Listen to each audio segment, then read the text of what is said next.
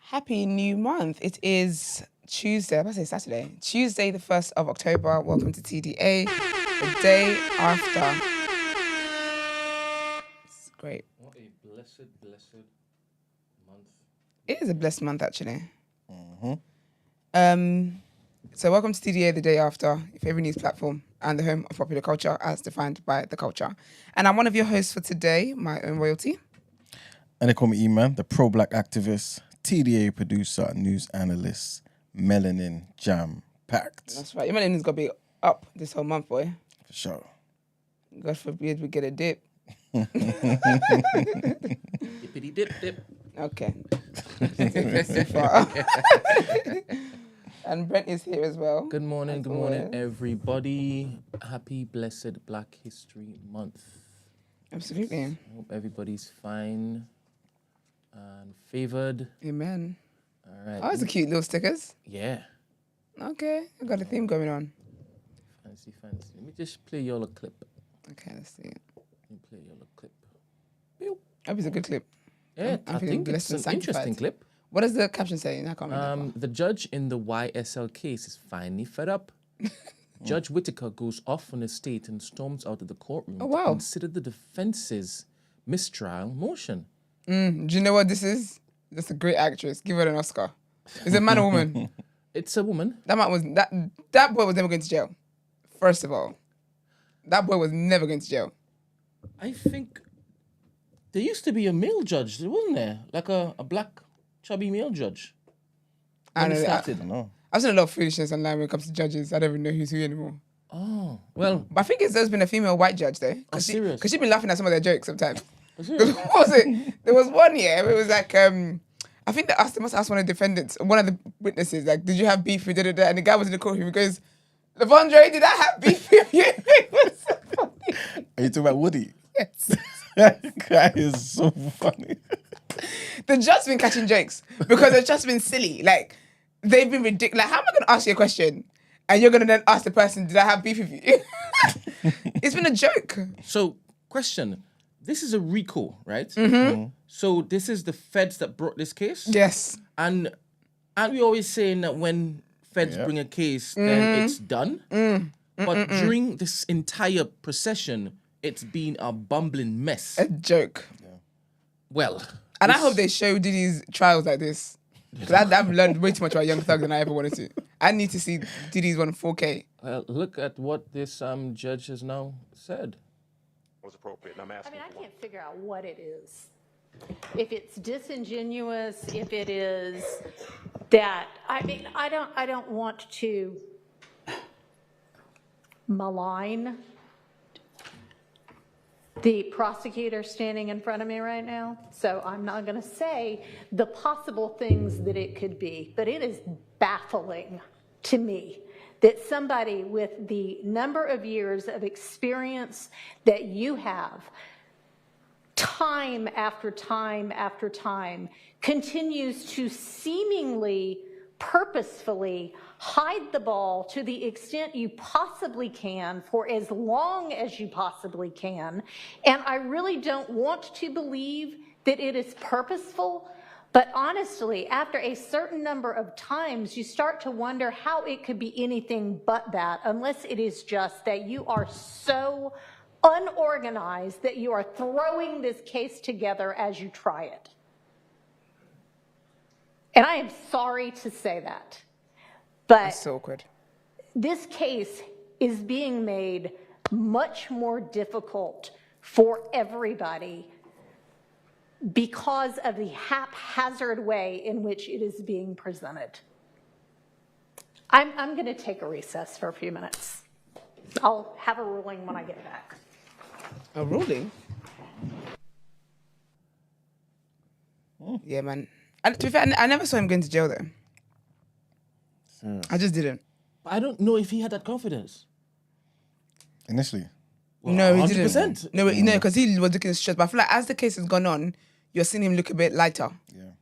Because I'm seeing another representative there for him. Because there used to be a white man, innit? Yeah. And he got vexed and he's like, guys, it's madness. Oh, as in Young Thug's lawyer? Yeah. Because remember he got jailed at that time. Yeah. And that's, he was being that's silly. when I remember seeing a black chubby guy as a judge then. Oh, okay. Or maybe that was when he applied, I don't think he went in front of the same judge. I don't know. But I remember that, I've seen that woman many times. I don't remember seeing the black chubby guy. Okay. I'm thinking of that couple that do divorce court, something like that. Okay. Martell, something like that. But it's been a joke. It's been an absolute joke. So, I wouldn't be shocked if he doesn't go to jail. Surprised people don't have a conspiracy about that one. Too worry. Too busy protecting a diddler. It's crazy. Diddly diddly diddly diddly diddly diddly diddly diddly diddly diddly You don't have to do all that. You just don't have to. All right, what we doing this month, Emmanuel? We are doing Black History Month, basically a celebration of the great contributors to the world who are black. Obviously, last year, you guys remember every day of the month, we dedicated time out to big up all the countries basically in the diaspora. How could I forget?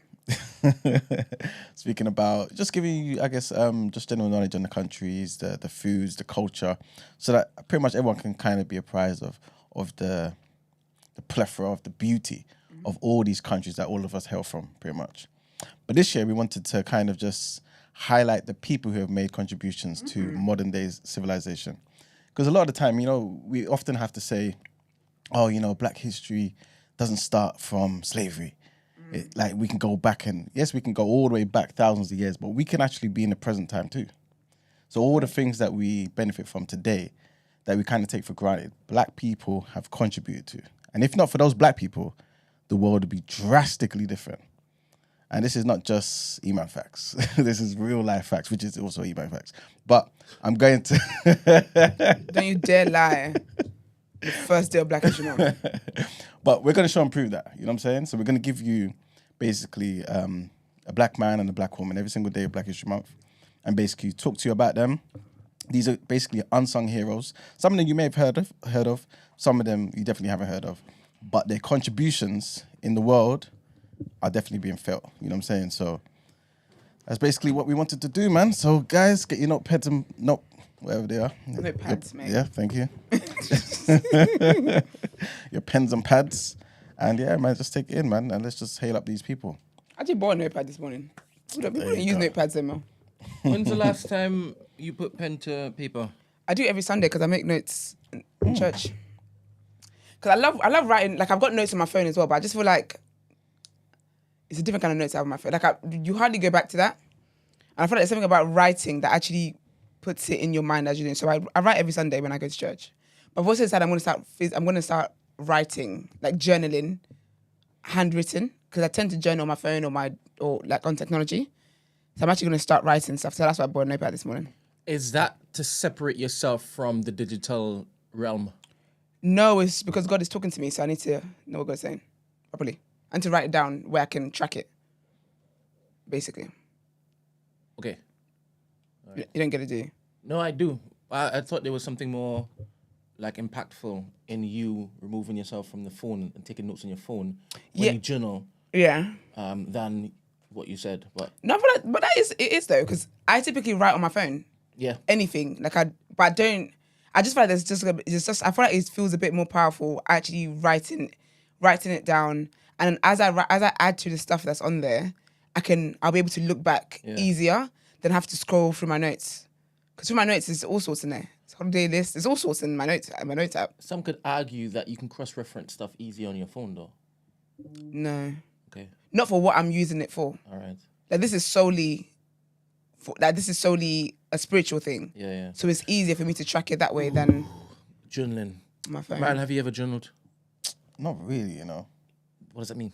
So I've kind of started. What do you mean not really you? No, the reason why I say it that way is because I see journaling as kind of like a consistent thing in it, where you're kind of doing it every day or whatever the frequency is. Wait, if we were Marisha in this, I have jobs.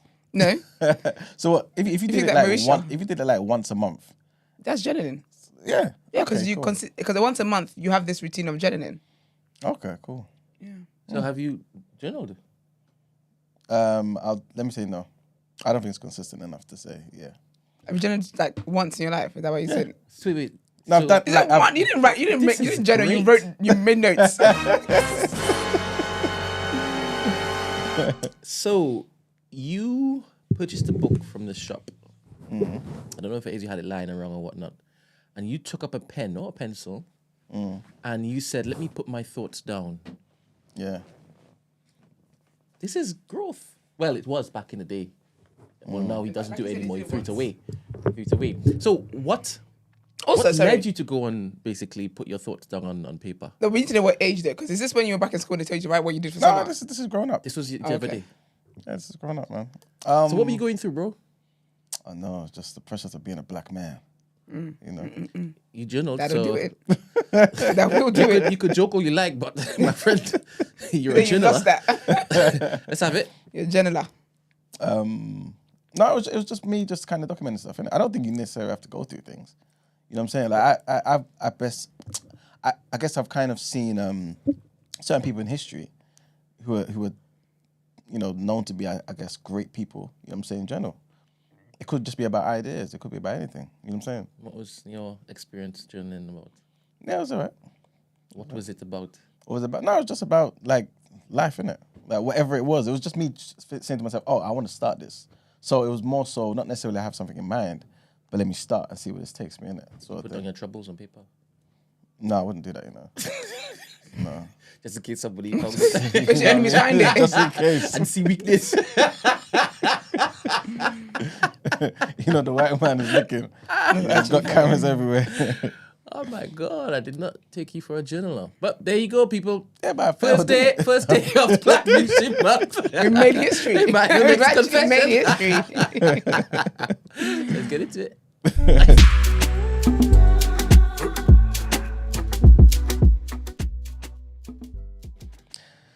All right, so the first person that we want to hail up is a man by the name of Elijah McCoy. So he was born on the 2nd of May, 1844, and he transitioned on the 10th of October, 1929. You guys have heard of the term, the real McCoy. Sorry, excuse me, Yes. young man. Where is this in the document?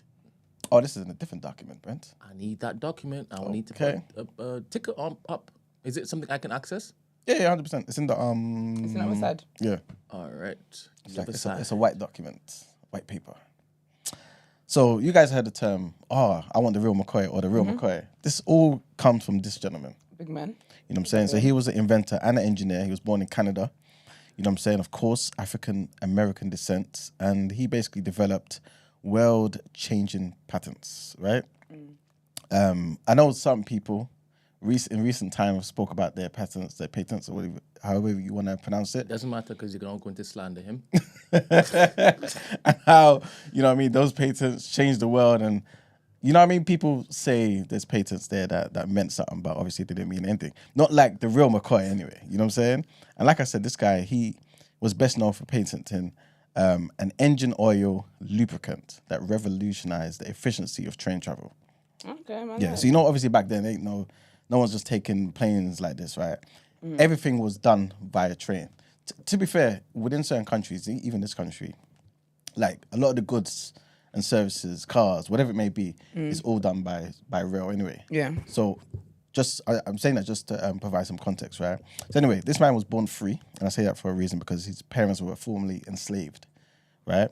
He was born in Canada, Colchester, Ontario, in Canada. And at 15, he traveled to Scotland for an apprenticeship in mechanical engineering. So this is 15 years old. And then upon returning to the US, racial discrimination basically barred him from any engineering jobs, right? So he worked as a fireman and an oiler for the Michigan Central Railroad. In 1872, he invented the automatic lubricator for steam engines, which allowed machinery to be lubricated whilst it was running. Sick. Imagine the amount of time that's saved. Yeah. You know what I'm saying? That's the man up there. Okay, beard game. And this innovation significantly increased the efficiency and the longevity of engines, eliminating, like I just said, the need for frequent stops. Throughout his life, He was awarded over 50 patents, mostly related to lubrication and mechanical devices. Despite his success, he often faced challenges in receiving recognition and financial rewards, as his inventions were frequently copied by others. Stolen. Right? Stolen, exactly. Thank you very much. His inventions and accomplishments were honored, though, in 2012. Of course, this is long after he's passed away, almost 100 years after he transitioned. But this was when the United States Patent and Trademark Office named its first regional office in Detroit, the Elijah J. McCoy Midwest Regional Patent Office. So they recognized him, at least in death. But that was his contribution, you know what I'm saying? Like I said, back then, everything was done via rail, you know what I'm saying? And this just increased the efficiency of that mode of transport. Why are his contributions so important? So obviously, like I said, engines could only be lubricated when they were actually stationary, which meant that there was a lot of stop and start journeys. And with his patent, it was possible to actually keep them lubricated on the move. He earned a reputation, though, and this is obviously where the term the real McCoy comes from, because he had a reputation for quality lubricants. So obviously people started to copy him, like Brent was saying, steal from him. But the quality came from Elijah McCoy, you know what I'm saying? And this came from to everything, when it came to supplying everything for trains, ships, factory machines, anything that came from him, it was a certain quality that was attached to it. And so people would regularly request the real McCoy to avoid getting the cheap, low-quality versions in its place. You know what I'm saying? And that's basically where we get the terminology from. So, that's pretty much everything about Mr. Elijah McCoy. But it was also, obviously, as all these contributions pretty much suggest, he was an intelligent man, and he came up with some amazing quotes as well. So he said, "Dream the impossible because dreams do come true." You know what I'm saying? And he also said, "The whole purpose of education is to turn green buds into beautiful flowers." And he also said, "The distance between the white and black communities can only be reduced with the help of proper education." And the last thing he said, which I'm pretty sure you guys will see it kind of tie into a famous speech that Martin Luther King said in the early 60s. He said, "I dream that my 4 little children will one day live in a nation that doesn't judge them by their skin color." So yeah, big up Mr. Elijah J. McCoy. Him. And the next person we want to hail up as well is a woman by the name of Bessie Blunt Griffin. So she was an African-American inventor. She was a physical therapist as well, and a motivational speaker. And she was known for her pioneering work in assistive technology. So she was born in 1914 and she transitioned in 2009, so 15 years ago. Is that 15 years ago? Yeah. She was born in Newark, New Jersey. She graduated from the Newark School of Arts and went on to earn a degree in physical therapy from the Northampton School of Nursing in Pennsylvania. And she's best known for inventing an assistive feeding device in 1951. There she is on the screen. And this was designed to help disabled or injured individuals feed themselves. She looks like Maya Angelou. I see what you're saying. I see what you're saying. And yeah, you know what I'm saying? Prior to this just wasn't there, you know what I'm saying? In 1951, she designed this assistive feeding device that would help disabled or injured individuals feed themselves. This device was especially beneficial for veterans who had lost the use of their hands, you know what I'm saying, during the war and things of that nature. Her invention was later adapted for use in hospitals, allowing patients with limited mobility to maintain some independence when it came to eating. In addition to her invention, Griffin was a strong advocate for the rights of people with disabilities, and she actually dedicated her life to helping others, right? She worked as a physical therapist in various hospitals and later as a motivational speaker, inspiring many with her story of perseverance and innovation. Why are her contributions so important? Well, like I said, her work in creating assistive devices significantly impacted the field of rehabilitation and disability care. Her innovations provided practical solutions for individuals with disabilities, improving their quality of life, and it also promoted their independence. She was also a vocal advocate for the rights of people with disabilities, like I said, and emphasizing the importance of accessibility and support. Her efforts helped raise awareness of the challenges faced by individuals with disabilities. And the last thing I want to say is that her achievements serve as an inspiration to inventors, particularly women and people of color, demonstrating that barriers can be overcome through creativity and determination. her legacy. Would you look at that?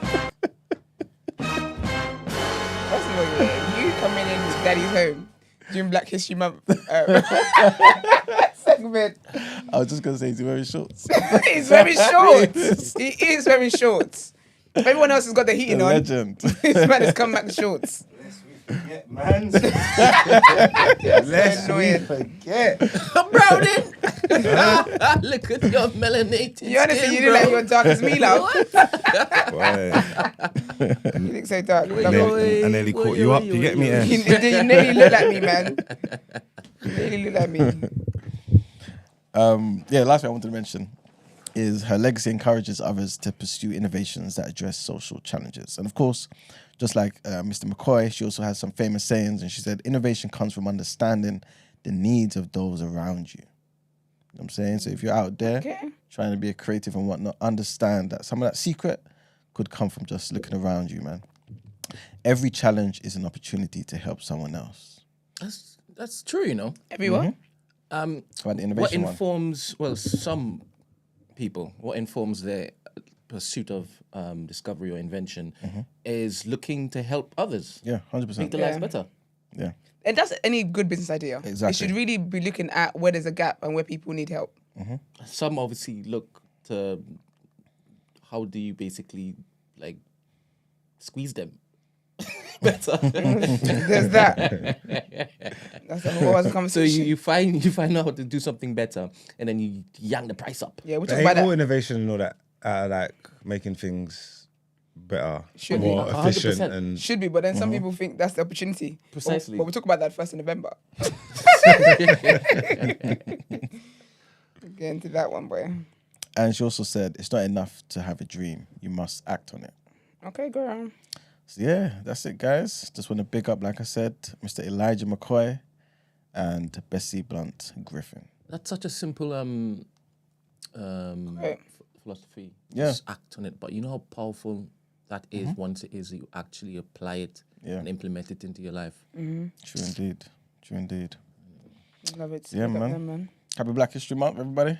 All right, people. Right. And also, just have to big up the great country that is Nigeria. Happy Independence Day. Happy Independence Day, man. Eggs all around. Sorry, that's the wrong That's one. gone now. Too damn fast. Sorry. Eggs all around you there. Sorry. All right. Christy said, pick up our researchers, by the way. Christy Yes, said 100%. it'd be Every nice to explore some British people of importance. Oh, that's going to be happening, Okay. So The we're whole doing a month? roll around the world. for sure. All right. Good. Yeah, man. And happy Independence Day to Cameroon as well. Today?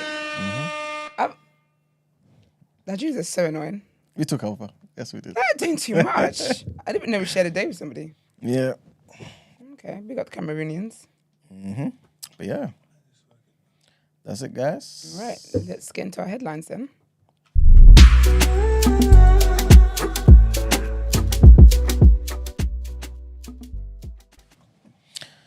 All right, people. So, Britain will become the first G7 country to end coal-fired power production on Monday with the closure of its last plant, Unipers. It will end over 140 years of coal power in Britain. And in 2015, Britain announced plans to close coal plants within the next decade as part of wider measures to reach its climate targets. At that time, almost 30% of the country's electricity came from coal, but this has now fallen to just over 1% last year. Somebody by the name of Julia Skoropatsky, she's the head of the Power Past Coal Alliance Secretariat, which is basically a group of around 60 national governments seeking to end coal power. She came out and she basically said the UK has proven that it is possible to phase out coal power at unprecedented speed. The drop in coal power has also helped cut Britain's greenhouse gas emissions, which have more than halved since 1990. Britain, which has a target to reach net zero emissions by 2050, also plans to decarbonise the electricity sector by 2030, which is a move which will require a rapid ramp-up in renewable power such as wind and solar. Next headline, and the largest education union in the UK has voted to accept the government's 5.5% pay rise for teachers in England. In a snap poll, 95% of the NEU, which is the National Education Union, 95% of those members responded 95%, of those who responded accepted the offer. Around 300,000 state school teachers were asked to vote, and the turnout was 41%. Schools will now receive £1.2 billion of additional funding in the 2024-25 financial year to help cover the costs as part of the deal. That's a nice turnout. What? So 41%, obviously, you know. 41% out of all of them, right? Yeah. And of the ones who turned up, 95 yeah. said yes. I think that is a great response. Yeah. Great response, mate. To be fair, yeah. And our last headline, trigger warning on this one, people. 2 more people have been charged with the murder of a 15-year-old boy who was stabbed with a zombie knife in southeast London. Dejan Campbell died from his injuries after being killed. Yes, he was attacked, on Eglinton Road in Woolwich on the 22nd of September. Marco Ballas, who's 18 of Abbey Wood, appeared on Saturday at Bromley Magistrates Court. Was that his address? Who? Where? Oh, 18. Oh, he was attacked on that road. Oh, I thought they gave his full address. I was thinking his parents still live there. Oh, no. He's okay. 18 years old. And he's from Abbey Wood. Okay. Yeah. That's crazy. He appeared on Saturday at Bromley Magistrates Court, charged of murder. He was remanded in custody to appear at the Old Bailey tomorrow and was arrested on Wednesday, 25th of September. A 17-year-old male was also due to appear at Bromley Youth Court today, charged with murder, and he was arrested on Friday. Another person, Jacob Luzowicz, who's 18, also of Abbey Wood, he was charged with murder last week, and he's going to be appearing at the Old Bailey today. And yeah, man, the Met Police have said that they've updated Dejan's family with all the developments. And that's it for our headlines. All right, let's get into what you saying topic of the day.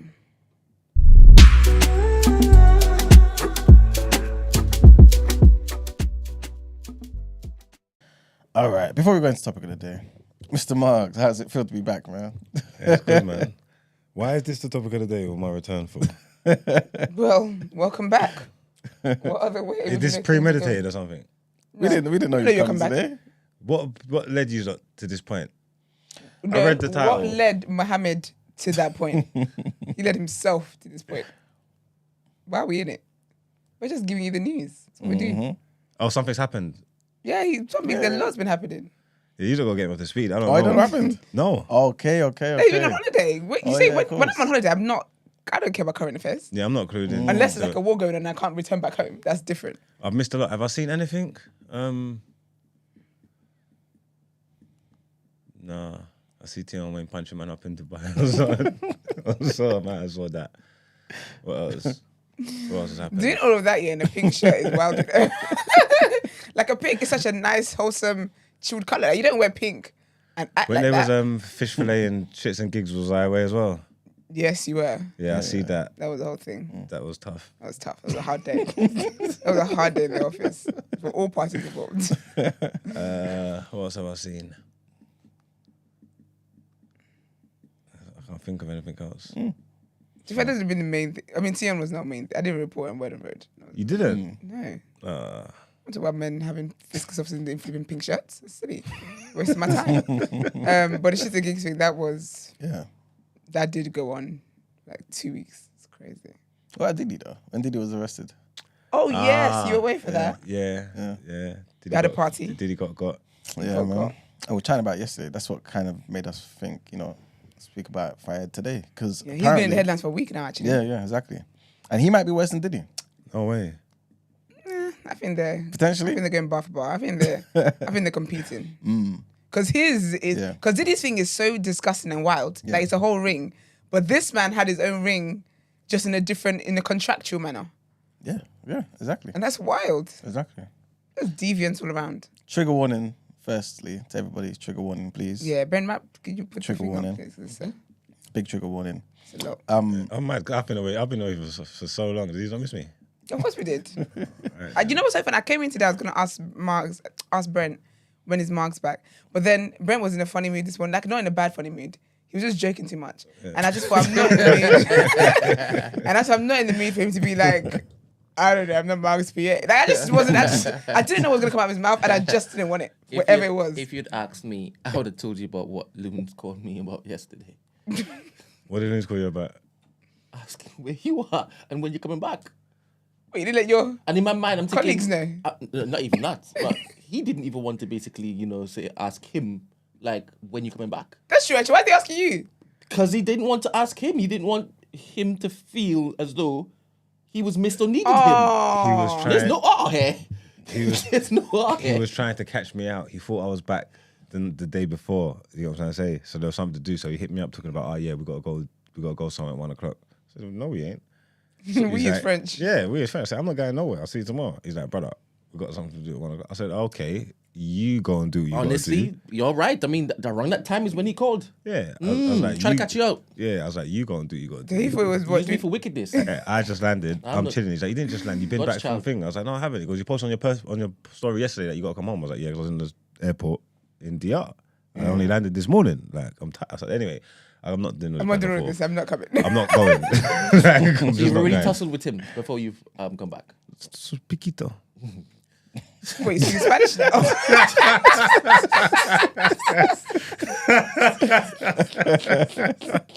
I was going for a long. You get You what know I'm how saying? hard they hate to see you coming. It's too much. I said, Piquito. You know what's still happening to me? They keep talking to me in Spanish. Like I'm Dominican. No, they think I'm Dominican. It weren't, some of the shirts I wear weren't helping. But they keep What, talking. did you wear shirts that I love the art?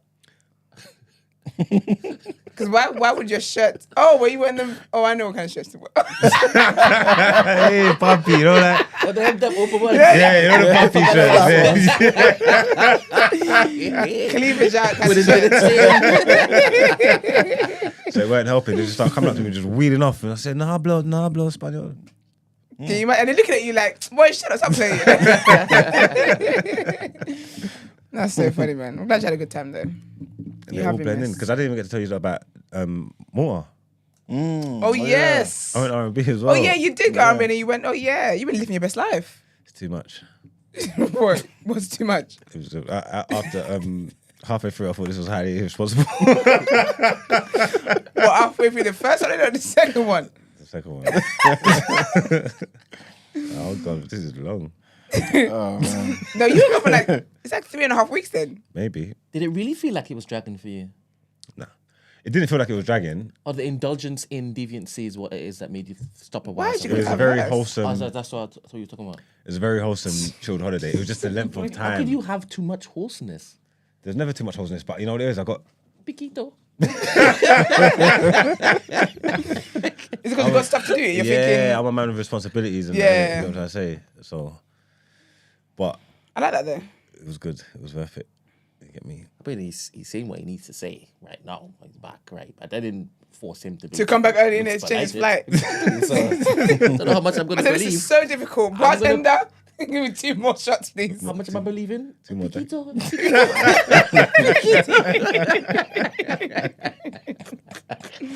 You ain't getting me, bro. Welcome back. We missed you, man. Welcome back. Yeah, We man. did You miss too, you. man. Daddy's All home. right, let's talk about this deviant motherfucker. Yeah, man. Well, So context, I guess. Yeah. So basically, Mohamed Al-Fayed, he passed away last year, right? At the age of 90 something. He lived long enough for a man that was doing so much evil. I'm telling you, 90 Then something. again, the years evil, old. sometimes evil people do live long. So karma's not a... He did a lot of crazy things, man. Allegedly, anyway, right? This is what everyone's kind of discussing.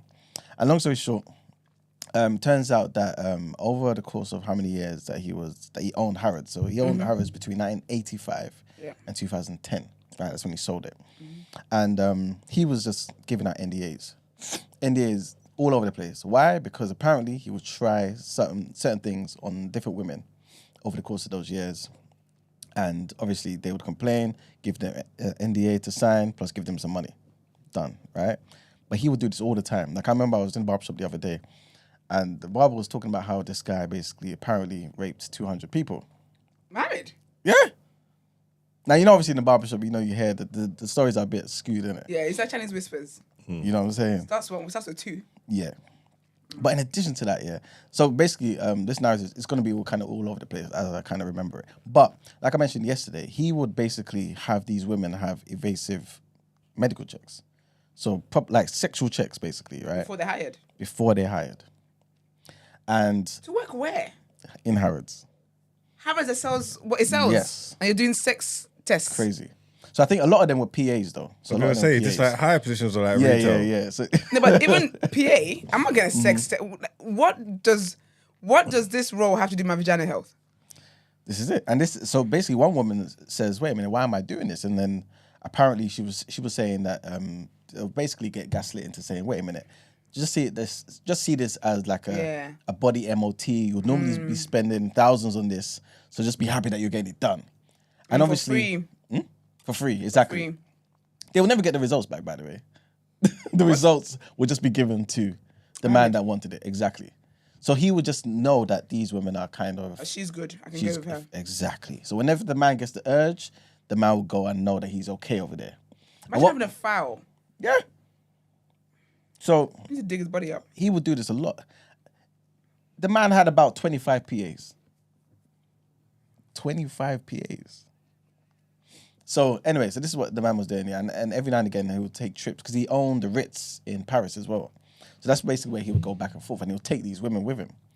And basically, some of them obviously he would kind of give their own, obviously their own hotels and whatnot. And obviously, what they would realize is that a lot of the locks on the doors weren't working. Huh? Yes, That's imagine. so scary. Exactly. So one woman was talking about when she realized she would have to, kind of barricade the door with her suitcase and a chair and things of that nature. Obviously, at certain times of the night, this man would just force his way in. You know what I'm saying? Yeah. So this was all planned. But what makes, obviously, without me going into detail about what he did, obviously, a lot of time he would just come in there, obviously, and he'll have like a silk overall, what's the thing called? Like, you know what I'm trying to say? Yeah, thank you, the robe. Kimono. Yeah, one of them things there. Hugh Hefner. Yeah, you know what I'm saying? And then obviously the girl would just wake up, the woman would wake up, and she would just see him standing there. And he would try and get on top of her, get in bed with her, all that sort of stuff. And obviously, like I said, all these things would kind of escalate. Sometimes he was successful, sorry to say, yeah. And obviously, just mess up the women or whatever. And then obviously the NDAs. And even when he wasn't successful, he would still have to pay certain things. You know what I'm saying? And this is why no one heard about this. Nobody heard about this. Do you know, he and Diddy are the same, because that's a whole ring as well, because every single person that was enabling it, the hiring managers knowing that, okay, we're going to ask for this, blah, like, and that's a conversation about, with these deviants, should the people that allow this operation to go on also be arrested? Because I'm a bit torn. Now, this is why you're amazing, because this is the question I'm going to ask you. Thank you very much. Because... I know you guys talk to me like that. The rest of you guys. Yeah, so you smile just now. Man, do more of that, thing, man. Huh? Do more of that. Let the song of God. I do all the time. It's landed. See, you just have to do too much. See, I'm saying Timing, about Nigerian bro. men, they It's just timing. do too much. It's timing, bro. But the reason why I'm saying that is because, again, this came from the barber, but this is also true when I saw this. What's a video with Baba? No, because this man was passionate. He was like, no, this man is an animal, like he's a I like people like deviant. that. He wasn't having it, right? And he was like, listen, when they all gathered outside of the BBC, just look at them. 90 to 95% of them were all blonde. That was his Bro, that's preference. his type. Yeah. All blonde. In an Arab man. But I think he really loved the British Empire thing. He This is loved why- Diana. Exactly. Diana was blonde. You see? You see? Because he loved Diana and the Queen didn't like his ass. Is the Queen, that's why the Queen was brunette. I don't know. Yeah, I She think was so. Yeah, then she done great. old. Yeah. That's But crazy. it's funny you mentioned Diana even. Apparently, there's some claims about how he even made an indecent proposal to Diana. I wouldn't be surprised. He told Diana he wants to sleep with her. I wouldn't be surprised. And she ended up with his son. And then that must have been killing him. Crazy. Because the crown to the crown anyway. He was annoyed about all of that stuff, so. Mm-hmm. Yes, the crown is a credible source. I don't know about what. I can't remember the exact storyline, but it was to do with his son with Diana. Mm-hmm. It was just a whole thing. I can't remember exactly what that storyline Yeah, was. because he encouraged her to go and leave his current woman to go with Diana. Oh, did he? Yeah, he pushed him onto her. Okay, so that maybe so He really wanted to be part of the family. Yeah. he did, Really and that was yeah. what was making it like fuming. I've heard that's why why he wanted to buy Harrods and stuff. Yeah. He wanted to get their attention. Exactly. Yeah. He Wanted wanted the crown. all of those things. He wanted the knighthoods. He wanted to just be part of the family. And this is why he was annoyed when no one really accepted his son as as a legit. As one of them. Yeah, you know what I'm saying? Anyway, to be fair, he's very close to is it Andrew? What's the crazy one? The PewDiePie one. Andrew. Andrew. Yeah. So, Was he? yeah. Was it Andrew? I don't know. I didn't know that he knew him. Is like it Andrew? Who's the one that everyone knows? that. Yeah, Andrew, the alleged pedo. The alleged pedo, yeah. Yeah, So, that you know, I'm not saying they're close. I mean that if he wanted to get in with the family, it was halfway there. But yeah, he was doing all these sort of things, man. And apparently, what else was he doing? That's crazy. That's so sad. Yeah, certain dress code as well. Like I said, they were blonde. Like one lady speaks about. In fact, let me just say this first one. Like two ladies, again, blonde, within like between the ages of 20 and 21. This guy would just hire them. There was no job for them to even fulfill, you know. Like for the first week, they're just chilling, doing nothing. Oh, you just got them on payroll. He just got them on payroll for whenever the guy just But felt. no, he felt like. Yeah, That's so sick, you know. insane. And there was one other lady that she just started. She said in the first week, he called her to her office. I was like, "Why are you pretty much dressed like this?" Opened up her suit jacket. Yeah, removed the buttons down to there. Took some money, gave it to her, and told her go and buy a new suit. Did this every day for the first week. Criticized everything until she came looking, I guess in the second week, looking how he would prefer. Exactly. So this is what apparently he was just doing, man. And so she said, yeah, I just ended up having loads of suits. You know what I'm saying? Her hair was changed. It was like, I don't want it like this. I want it straight. So do this, do that, do this, do that. That's so sad. And then there's one other story as well that I want to mention before I forget. So like I mentioned before, these women obviously were in rooms where their doors weren't working and things of that nature, right? But one lady said her one was a bit more sinister. She realized she was being trafficked. Because what happened was there was like a dinner or something, right? And then all of a sudden, her and another colleague get tapped on the shoulder by security. It's like, oh, come with me sort of thing. Okay, go upstairs. So she's thinking, okay, cool, they're just going to show me to my room. Yeah. But she's also thinking, wait a minute, he owns the Ritz. I would expect my room to be in the Ritz. Yeah. But no, they get driven to some next place. Oh. Go into that place, door behind them locked. Everything just locked.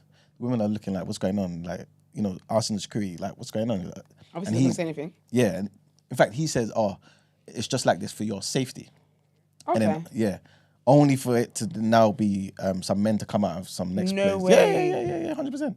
I think the woman even said, I don't want to get it wrong, but I think the woman even said that they took her and the girl to his son's hotel. So I think the son was there and maybe like some other guys as well. But she didn't go into detail about what happened next. Yeah. But yeah, she did say, yeah, we were actually trafficked. So a lot of these things were happening, man. That's horrible, man. It's crazy. And like I said, nobody knew about this until 2010, I believe. And this is when Qatar bought Harrods. And so now people are kind of blaming Qatar. Ah. Yeah. Why are they blaming Qatar for Because good they're saying, things coming out? Because they're saying, well, it's coming out now, isn't it? Not really properly It should have been back alive when then. it came out, though. Yeah, exactly.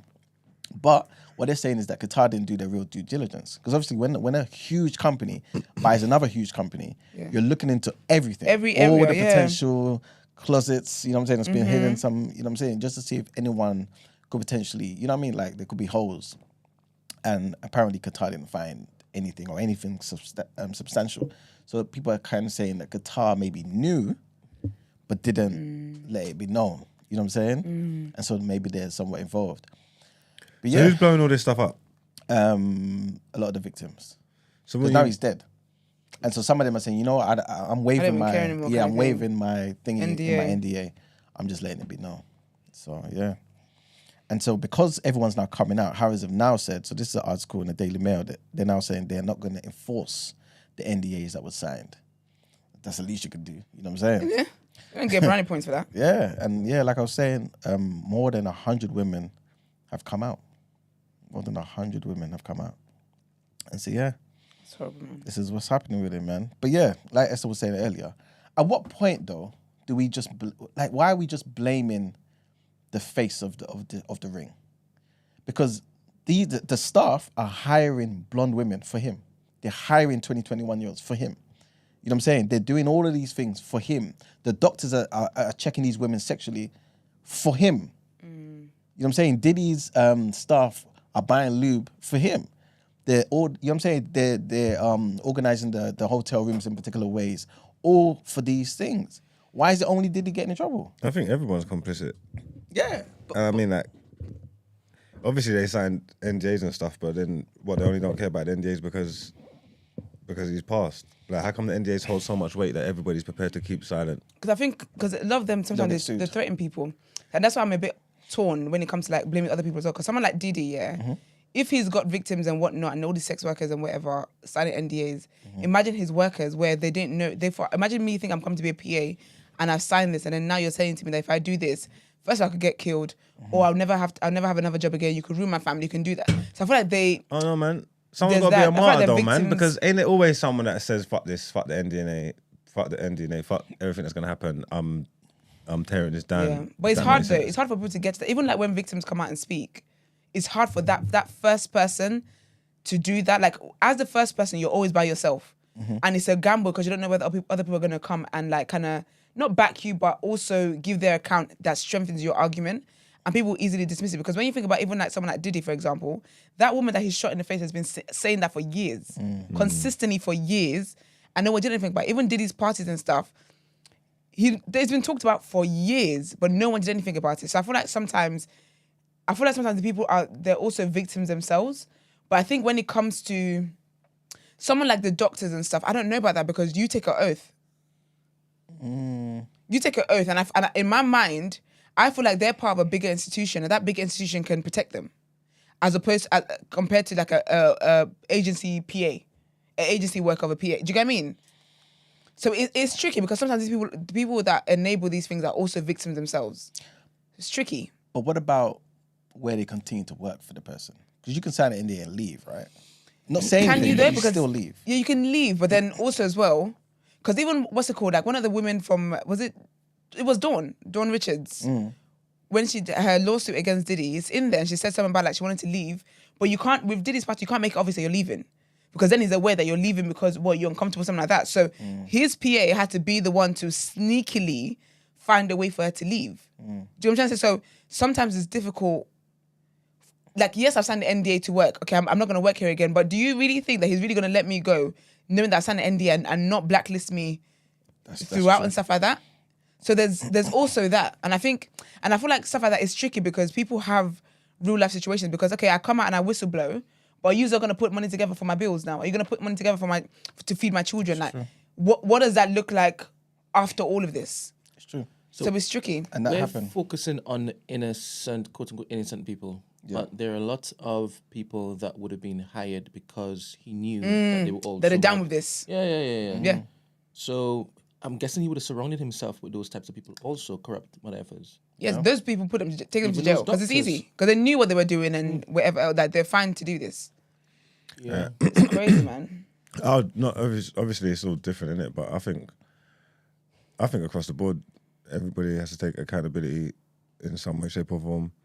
Even as fucked up as it sounds, even victim people that like you're saying that sign the NDNAs and stay in the workforce and work there for years and stuff like that, and you're aware of this behaviour and you're painfully aware that you're clearly not the only one. Yeah. Everybody there, he flipping hires is blonde and young and stuff like that, and so your experience is what everybody else is doing, and these are essentially like just aiding and abetting this guy. I'm not saying this is easy to come forward. No one is saying that at all, but because it's just weird to me how I don't know if it's the power that these men have and they just set up these structures and these bubbles and it's just a way to just get away with everything for so long, and then after the fact everybody just wants to pile on everything. But I'm saying like. Where was like we could have stopped we could have stopped this. I was like, thinking the exact same thing. Like, even I was listening to one woman today who said same thing happened to her for 5 years. I thought, 5 years? Why is this sexual him just trying you sexually happening for 5 years? You know what I'm saying? But at the same time, she then said she didn't really know what was happening to other people because what he would do is isolate them. You know what I'm saying? So certain trips is just maybe this person, that person. You know what I'm saying? But still in separate rooms at separate times. And so everyone's kind of thinking it's a unique experience to them. If I tell him, would they believe me? And plus, like Esther was saying, sometimes he would threaten people. So he'll be like, what do you say to one lady? Yeah, if you say anything, I guarantee you will never get a job in London again. London, you know. And I got bills to pay, you know. You know what I'm saying? Just the whole city. The entire, and you believe him because he's a Of billionaire. course, because he's a billionaire and believe you see the people that he rolls with and stuff. 100%. It's sad, man, but I feel like the onus should always firstly be on the people that are doing what they're doing. Like you're the main character in this. This is your story. This is what you are doing. And people can just be victims, and it's just difficult. Like, it's just tricky because it's like because the thing with abuse as well, like you never know who is hitting. If you got somebody who, because you don't know what people's personal lives are like. If they've been in situations before where they've been, sexually assaulted, or where they're in a relationship where it's an abusive relationship, or like I feel like abusers can get away with stuff like that. It's there's a tactic to it. There's a manipulation of it. There's making them feel like, oh no, actually no, I did this, but I'm actually sorry. And there's a method to it. Yeah. There's a sick method to it. So sometimes people don't even know that they're in abusive situations for as long as they are.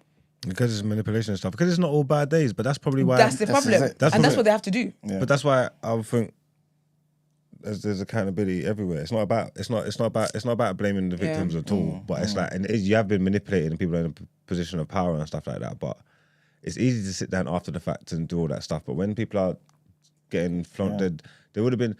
It's hard. Obviously, it's hard, and you don't know. But I'm guessing there would have been, obviously, like, it's a horrible experience going over to France and the doors being locked and all that rest of the tear. But there would have been days when you would have been sunning up in Saint-Tropez, having a whale of a time. That's true. But that's what abusers do, though. They keep it sweet. That's why people are in like relationships where there's domestic violence for 20 years, but it's not all bad days. And because it's not all bad days, you think like stuff like that will make you start questioning your reality of like, do you know what, actually, maybe if I don't piss him off, then it won't be like this. Or if actually, what did I do last time that triggered this? Okay, if I just don't do that. That's fucked. And that's the crazy thing. Like, I feel like stuff like that has a way of rewiring your brain to not know that you're in abusive. The amount of people in abusive situations, like men and women, that actually don't know they're in abusive situations.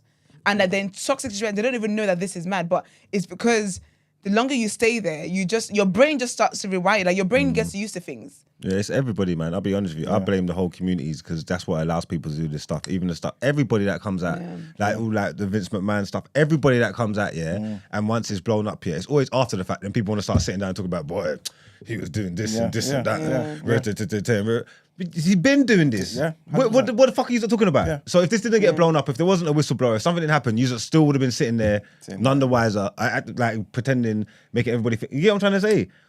But you know, people. That's what the thing is. The reality is that people don't care, though. That's the reality. That's actually what it comes down to. Until it becomes them, gist. Yeah, until it's them, or also until it's just hot gist. But even then, it's just gist, and then they move on from it. Because with Mohamed's one, like, he kept a tight lid on that. Yeah. But someone like Diddy, someone like Epstein, R. Kelly, like, people make jokes about this thing. Like, oh, he pees on. Like, people make jokes. Like, it's nothing. People don't see it as serious until. Yeah. Then it becomes gist, and some people act disgusted. Some people say, "Oh no," but then and then people move on from it. And you know what? Even on top of that, even though he kept a tight lid on it in terms of the public, within the operation, because again, big up the barber. He was talking about how he was saying that that there was this rumor at Fulham. You know, he owned Fulham as well. Yeah, Fulham. There's this rumor where it was like all the women do not stay in a room with him by yourself. That was just the thing. If you're a woman, do not be in that room with him by yourself. But you know how mad that is? It's crazy. And that's the thing. People, like, that's mad. That's a mad thing. Yeah, and nobody knew outside. But do you know what it is? I do think it's because when you just said it, just reminded me of something. I think it's society's attitude towards like abuse and stuff like that, though. Because like when you think about when, like, even in family settings, where it's like, oh, don't wear this around that uncle, or don't. No, because a paedophile. Why do we have a paedophile just chilling at the cookouts? And it's like, oh, don't wear this around them, or when you don't, like, do you know what I mean? Like, all that type of conversation, all that stuff reinforces abuse and reinforces abuse. I feel like there's a lot of stuff within the everyday life that actually reinforces abuse that people don't deep. It's mad. It's actually mad. Yeah. But I also don't feel like there's enough consequences. Because I would hate to be I always felt like if I'm in trouble, I can call the police. I wouldn't want to call the police. If I call the police, I'm hoping there's a female police coming that shows up. And even they're not a female police, that's like a coon or something. A sellout. Morning. Exactly. It's very crazy. Morning. Who's speaking to, please? It's Jackie. Morning, girl. How are you, babes? Good, thanks. I was going to say, I think we assume that the others aren't in it as well. Mohamed Al-Fayed might be the top apex, but the likes of P. Diddy and Jimmy Savile, the others are part of it as well. So you know how some people are seemingly defending P. Diddy is because they're like, we were all doing it. So why is he getting like they're not defending him so much that he's innocent, but it's more so this was a thing for all of them. So why is it now that the lid has been open for him when we were protecting each other? And I think that's where the people at the top. So obviously those who are like at their mercy and lower than them, and they have to sign NDAs or whatever, you kind of have to protect yourself. But there's those on his level that were doing it equally as much as him, them. Do you know what I mean? So I think it's not a shock to them. It's a shock that is now being opened and revealed. Are they definitely doing the same things though? Is he being arrested for being a sexual deviant, or is it for doing illegal stuff? Boozy said that all he did was fly bitches out. That's That's their what he opinion. said. That's all of what them he were did, and he said he doesn't and they understand all why went to Diddy's those in trouble parties. for something everybody They does. can't all say that they left the party early. Like, oh, we left at 9:24 and the things happened. Yeah, at everybody didn't leave at That's not- 9:24 because the party carried on. You're lying. Yeah, and he did it every single year. Yeah, so but even who if cares? you My did thing leave on is the first- there illegal stuff going on in them parties? This man talk about they left early, whatnot. If they're just freaking up and doing sexy stuff, homosexual stuff, whatever it is they're doing, that's their business to go and do their freak off business. Like, who cares about that? I'm saying, is there illegal things going on at the So party? the claims are that people were drugged unbeknownst. So yes, that's what is being claimed. Illegal stuff. And prostitution is illegal. First of all, Yeah, but I mean, it's a staple of our society. It's still illegal. That's true. But it's illegal in a certain setting, right? No, it's It's illegal, period. I know it sounds silly, but no, like, but I think because it's speaking about like, prostitution is illegal, period. You know. yeah, but what I mean is like on the streets, it's illegal. Yeah. In the home, it's not illegal. if you traffic, and that's what he's Done one for, of the things yeah. he's being accused of He is was flying them. trafficking them. Yeah, but Across that's what. states. But this is what Boosie's talking about. Just using language to prosecute man for doing normal stuff, flying gal But out. that's the thing, though, It's but it's- normal. Like, But this is what I'm talking about, though. This is what I'm talking about. Where I would say that a lot of things that we say that society talks about is normalized. Because is it just what people do to be flying women across towns for the sake of just having sex with them? Man with money, yes. But that's the problem. It was normal. It's It's not prostitution. because they can afford it. Let's not be because you can't afford it. If the average man saw a nice gal in America and wanted to come and check him in England, he can afford to fly her over and slam her. Of course he would. What the fuck are you talking about? Yeah, but the reality of that is that's prostitution. No. So wait a minute. doesn't sound right. You're a trafficker. I can only focus on the things that I have read from Cassie's thing, because that's the only thing I've read so far. Okay, cool. Right, and she had basically claimed that she was drugged Yeah, I'm not disputing none of this and stuff. trains were run on her. Okay, all this stuff that's Prostitutes illegal. were- That's all male prostitutes were illegal. brought That into is basically- all wrong. No, I'm just saying that I hear where y'all are going. You're my going first day into back. this whole Dubai culture and flying girls on this. I don't even know if it's the same thing. Okay, I don't okay. even know that that's the case where these women knew that they were going to be flown in, drugged, and then all these particular people Okay, yeah, had to go. Drugged. That's all wrong. That's all wrong. I don't know about all of that, but I guess we will find out more when it is that we are allowed to read what's happening. Because right now it's going on, but we can't see it. So once it gets dripped, then I guess we can speak on it more. But I'm not going out on a flipping ledge for Diddy. What? That's bonkers. I'm not boozy. That is bonkers. See, anyone that's defending Diddy, I just have to wonder. Have to wonder what your brain cells are really made up of. That is bonkers. Because do you think that's the hill to die on? No, I don't. That's the think hill they're to just go moving and do a extreme. speech about they're trying to take a black man down. That's a black man you want to try and say they're taking down. And I guess it speaks to what Jackie's alluding Honey. to, that Boozy also were involved in that type of stuff. So if it is that you find But he him said it though, guilty, because he said it. then me too. But they all were. But he said that though. He literally said, "Why is this getting taken down for what we all do?" Sorry, Jackie. But there's so many. So I'm saying, like, they were all complicit, so they all allowed and condoned it to a certain extent. Them watching Cassie, him beating Cassie, is an extreme in their eyes, and everyone can say no. But the rest of what happened in the party, they were all down for it, and they just thought it was freaky stuff. Because Diddy even says, "My parties are really freaky," and it's relative, and the definition of freaky is there's a borderline, and he might have crossed it. But to them and everyone who attends his party, they might have thought it was okay in their definition. Because remember as well, there are girls that flew out and were okay with it to a certain extent. Exactly. But that's why Exactly. that's I'm why it's saying always going to there's- be wrong, because flying any girl anywhere and drugging her and making a bunch of man train her and have sex with her is wrong in any way, shape, and form. And it's because there's girls that you could fly out to do that you don't have to drug. But you know what's so That crazy? could do that. That will do that willingly. Yeah. Do you know what I'm trying to say? That's why it's so wrong and crazy, because Yeah. And that's why some of the lines are blurred as well, because Yes. like there say are you're a girls that sex want worker to and do you it. said, okay, yeah, I'm gonna come. I'm coming for you. But I'm going there now, you drugged me, and now it's all these other people. Like you've taken, like, yes, I gave consent initially for what I thought was happening. But that can't be what Boosie's talking about. Yeah. Does that make sense? There are That girls- can't be what Boosie's there are talking girls about. that Oh, we think all that do this. We all fly girls out Yeah, and then we all drug dumb. them and then let our brethren And the just girls bang them. wanted it. Like, that can't be And what there he's are talking. Is girls he that actually crazy? want it. Yeah. Let me get this to you. That's not what he's talking about. There are actually girls who Because he is don't mind crazy. doing that. Exactly. Why do we always assume that girls don't? Like, it's only men that want that. There are some girls that actually want to be complicit in that way. They want to take the drugs, not drugged, but they want to partake in that activity. There are definitely girls that want to do that. And there are definitely girls that are flown out with that knowledge that that's what's going to happen. That's some people's dying wish. Not dying wish, literally, but they really Yes, they're actually living want wish it. too. But They're living wish. with a like an animal like Diddy, he doesn't get off on that. He doesn't get off on complicity. Yeah, consent. The consent thing Yeah, is not yeah, on yeah, it. yeah, yeah. He needs to take it. Mm. That guy's his head's gone. He's a demon, man. Right, that's all I was gonna say, guys. All right. Thank you very much, Thanks, Jackie. Jackie. Even just to go back to Al-Fayed, Ghana Great said in the chat, the way I used to work at Fulham, and he had his own box where only women were allowed to work in there. You know what I'm saying? So people know, man. It's wild. Within the organization, yeah.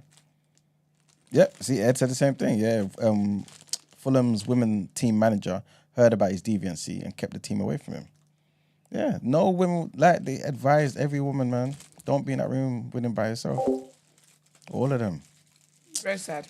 It is, man. It is. But all right, man. I guess we can wrap up our topic of the day there. Mino? Yep. Let's Oh, get next into the headlines. There we go. Oh, sorry. Switch.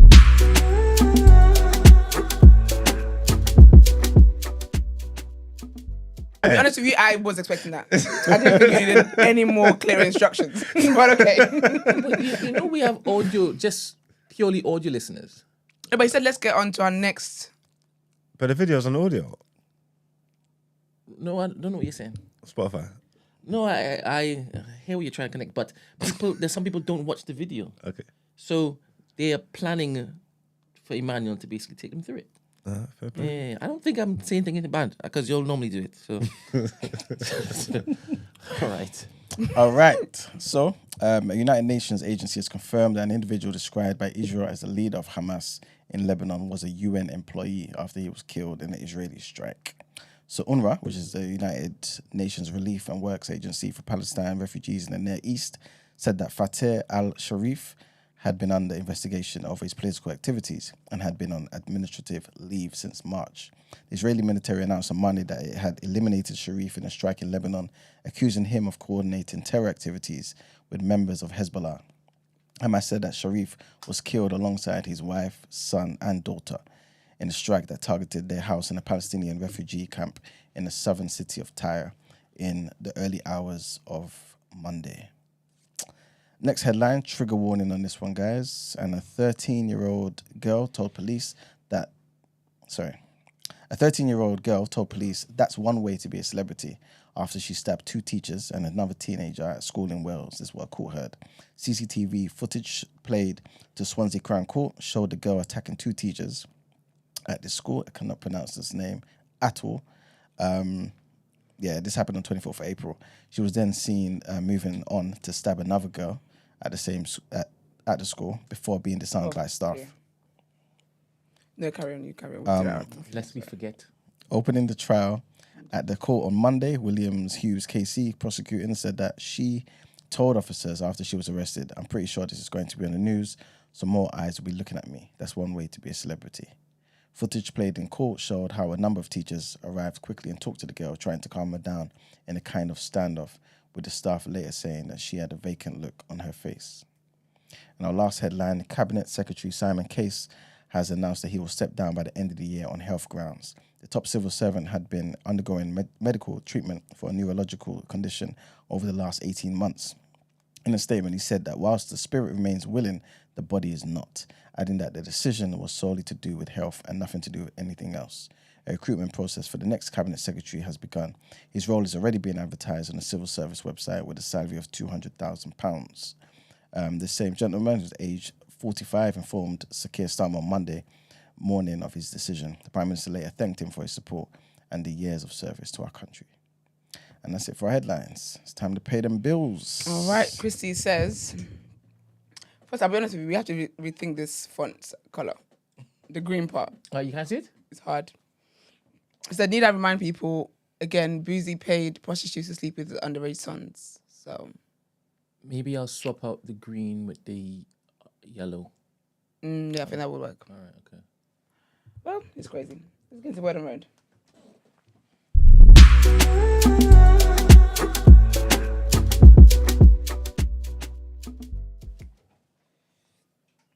All right, so at one of the recent fashion weeks that was going on, Rihanna was there, stopped traffic and whatnot. And basically she came in and was obviously greeting people and whatnot. And then Naomi Campbell was there with some other guy, I can't remember his name now. But yeah, so it looked in the video, it looked as though she was waiting to say hello to Rihanna or whatever, but Rihanna just walked past. So people were like, oh, there must be tension, there must be beef there. And, you know, she's been snubbed by Rihanna, blah, blah, blah. Then she and this other guy, he's a fashion guy, I can't remember his name, I don't know his name now, but they basically did a TikTok of that whole very demure, very mindful situation, whatever. People felt like she was shading Rihanna. But anyway, she's got an interview with New York Times at the moment, and she talks about that. And she says that she's not about to, basically just denies there's any beef, and says that she's not about to let the world pit two black women against each other. She says we are two women with two children, mothers. So that's just that on that. They're not beefing, she says. But Did it look like they were beefing to you? it just looked like, first of all, I'm Rihanna. Everyone stopped traffic. Like literally everyone held. It was so funny because as soon as she walked in the room, the room was silent. You could hear a pin drop. Sick. But anyway, it just looked like, I guess she didn't say later, but it did. I don't know. I think, did she walk past? I think she did walk I'm past not her. walking past you and not saying, like, at least spotting you, But sometimes it's a lot, man. Saying hello, please. No, but your face is your face, isn't it? Whose face is my face? Your face is your face. I'm not walking past you and not, like, acknowledging you. Big you? It's about me or Naomi Campbell? No, if we had the same type of notoriety. Okay, yeah. There's no way. Yeah, but imagine how many people of notoriety are in that room. But Did you see what Rihanna was wearing as well? She had like a shawl. Didn't she bounce the next person next to her? Like she skipped her out. Yeah, man. They're beefing. I personally, I don't think they're getting on. But I think it's like the Rihanna and Beyonce thing. Because apparently they didn't go on either. I think that Rihanna knows who she is. Knows who Naomi is. Yeah, because Rihanna's got kids. And Rihanna paid attention to the news and stuff. So I think she knew that she was on Jeffrey's island. Right then. I think Rihanna was aware that she was on the island, allegedly. So, yeah. What is this Law Roach? Why are people typing that's it. That's who she was with. Who? He's a model. He's not a model. He's something. Law Roach. That's who she was with. And they were the ones. So Rihanna skipped both of them. They were sat together. And Rihanna passed. Thank you, guys. Rihanna skipped past both of them. And then both of them then did the whole very mindful, very demure thing and whatever. Yeah. Anyways, Lewis Hamilton, which I like conversations like this, opened up about dealing with mental health struggles. He says he's dealt... They were with the same Arab billionaire? They were? They dated the same ex, the same fella? Who was it? Yvette says they were both with the same Arab billionaire. Was Naomi with him? I didn't know that. I wasn't doing Word on Road back There's then. the history. Apparently so. All right. So Lewis Hamilton talked about he's opened up about struggling with his mental health for much of his life. He blames the pressure of motor racing and also bullying that he suffered at school. Kind of sad, actually. He talks about like, you know, despite his successes, like he's dealt with very difficult phases during his 20s, and also that he said he's had depression. He said, I've had depression from a very early age. When I was like 13, I think it was the pressure of racing and struggling at school, the bullying. I had no one to talk to. But yeah, man. But he said that he's found a new way to basically get in touch with himself, his inner feelings, and understanding what he can do. He said in terms of therapist, he said he spoke to a woman years ago, but that wasn't really helpful. And he says he would like to find a therapist today. Love and light to him, and I feel like conversations like this needs to happen, especially with black men. So that's nice. Speaking of black men, Daniel Kaluuya is going to be honoured in Leicester Square. Oh, sick. People have voted, and he is the actor they want to see a statue of in Leicester Square. That's amazing. Yeah, already? Yeah, man, sick. Wow. So this will be based to celebrate his performance in Get Out. It's so funny because obviously now I know it's Daniel Kaluuya, but back when I watched Get Out, I didn't. To be fair, I don't really know actors and stuff anyway. To be fair, but I want to go back and watch it. Deep in that, that's Daniel Kaluuya kind of thing. But yeah, so it's to celebrate his performance in Get Out. That was iconic, actually. And yeah, so yeah. Apparently he was chosen from a poll of 5,000 British film fans as the actor that would most like to see recognized, that they would most like to see recognized with a new statue in Leicester Square. And he won 1/5 of the votes. Mathematicians. That's 1,000 votes, isn't it? Yeah, it is. So yeah, big up him, man. That's really, really cool. That is really, really cool. So he will be there with the likes of, the rest of them. Indiana Jones. You know, I'm reading. I'm thinking, is this right? So basically, what's it called? Harry Potter, Batman. To people. I've never seen those statues. No, but when I'm in London though, I don't explore London. I'm going where I'm going, and I'm annoyed at the tourists that are walking slow, exploring everywhere. To be fair, but I wonder where they are, and also it might be around the area. I think I've seen that, but a lot of pigeons gather around there. You know, in London, there's a lot of pigeons. Oh yeah. And all I do is just dodge pigeons when I'm in London. So, well, to be fair, anyway now, it's little rats are brave. But why are they showing Harry Potter, Indiana Jones? These are fictional characters, and then Daniel Kaluuya. I think the actors. Oh, so they're showing. I closed the tab. Okay. Sorry, I can't. So okay. I can't go back. But yeah, I think it's the actors that have played them. Okay. I hope so. But I looked at Mary Poppins, and Mary Poppins was on the list. But that lady there, well, Brent scroll past her now. Looks at Mary Poppins. Yeah. I love Mary Poppins That's it. when I was Pick him up, younger. man. Oh, it's Mr. Bean. Jeez, the legend. So is that him or is that the actor? So that looks like that's Mr. Bean. See what I'm saying?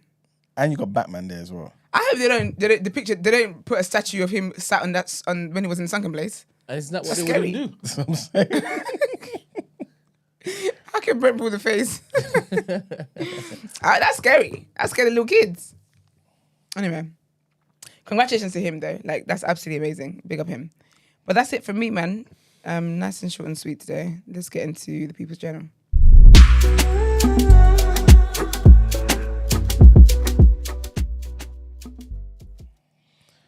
Welcome to the People's Journal, people, where I give you the news from an economics point of view. First thing that I wanted to mention is just that this came up now. This is about Israel, man. The Israeli troops, I should say, have entered Lebanon. I think these guys really want an all-out war, you know. They're on a madness. They do. They're going for it. Because you can't be talking about, they have the right to defend themselves, and then that's contained in Gaza, but now you want to leave Gaza, you want to go into another place completely? Because they know they have the backing right now, innit? No, They're still saying they've got the right to defend themselves, though. This is an attack, though. This isn't. At what point does the defense move into an attack, though? Well, they're saying Hezbollah's been shooting missiles the whole time. That's how they're framing it. Yeah, I guess so. Oh, man. And it's so funny how he always leaves a national address and then says, to you, the people of such and such, we're looking to come and free you.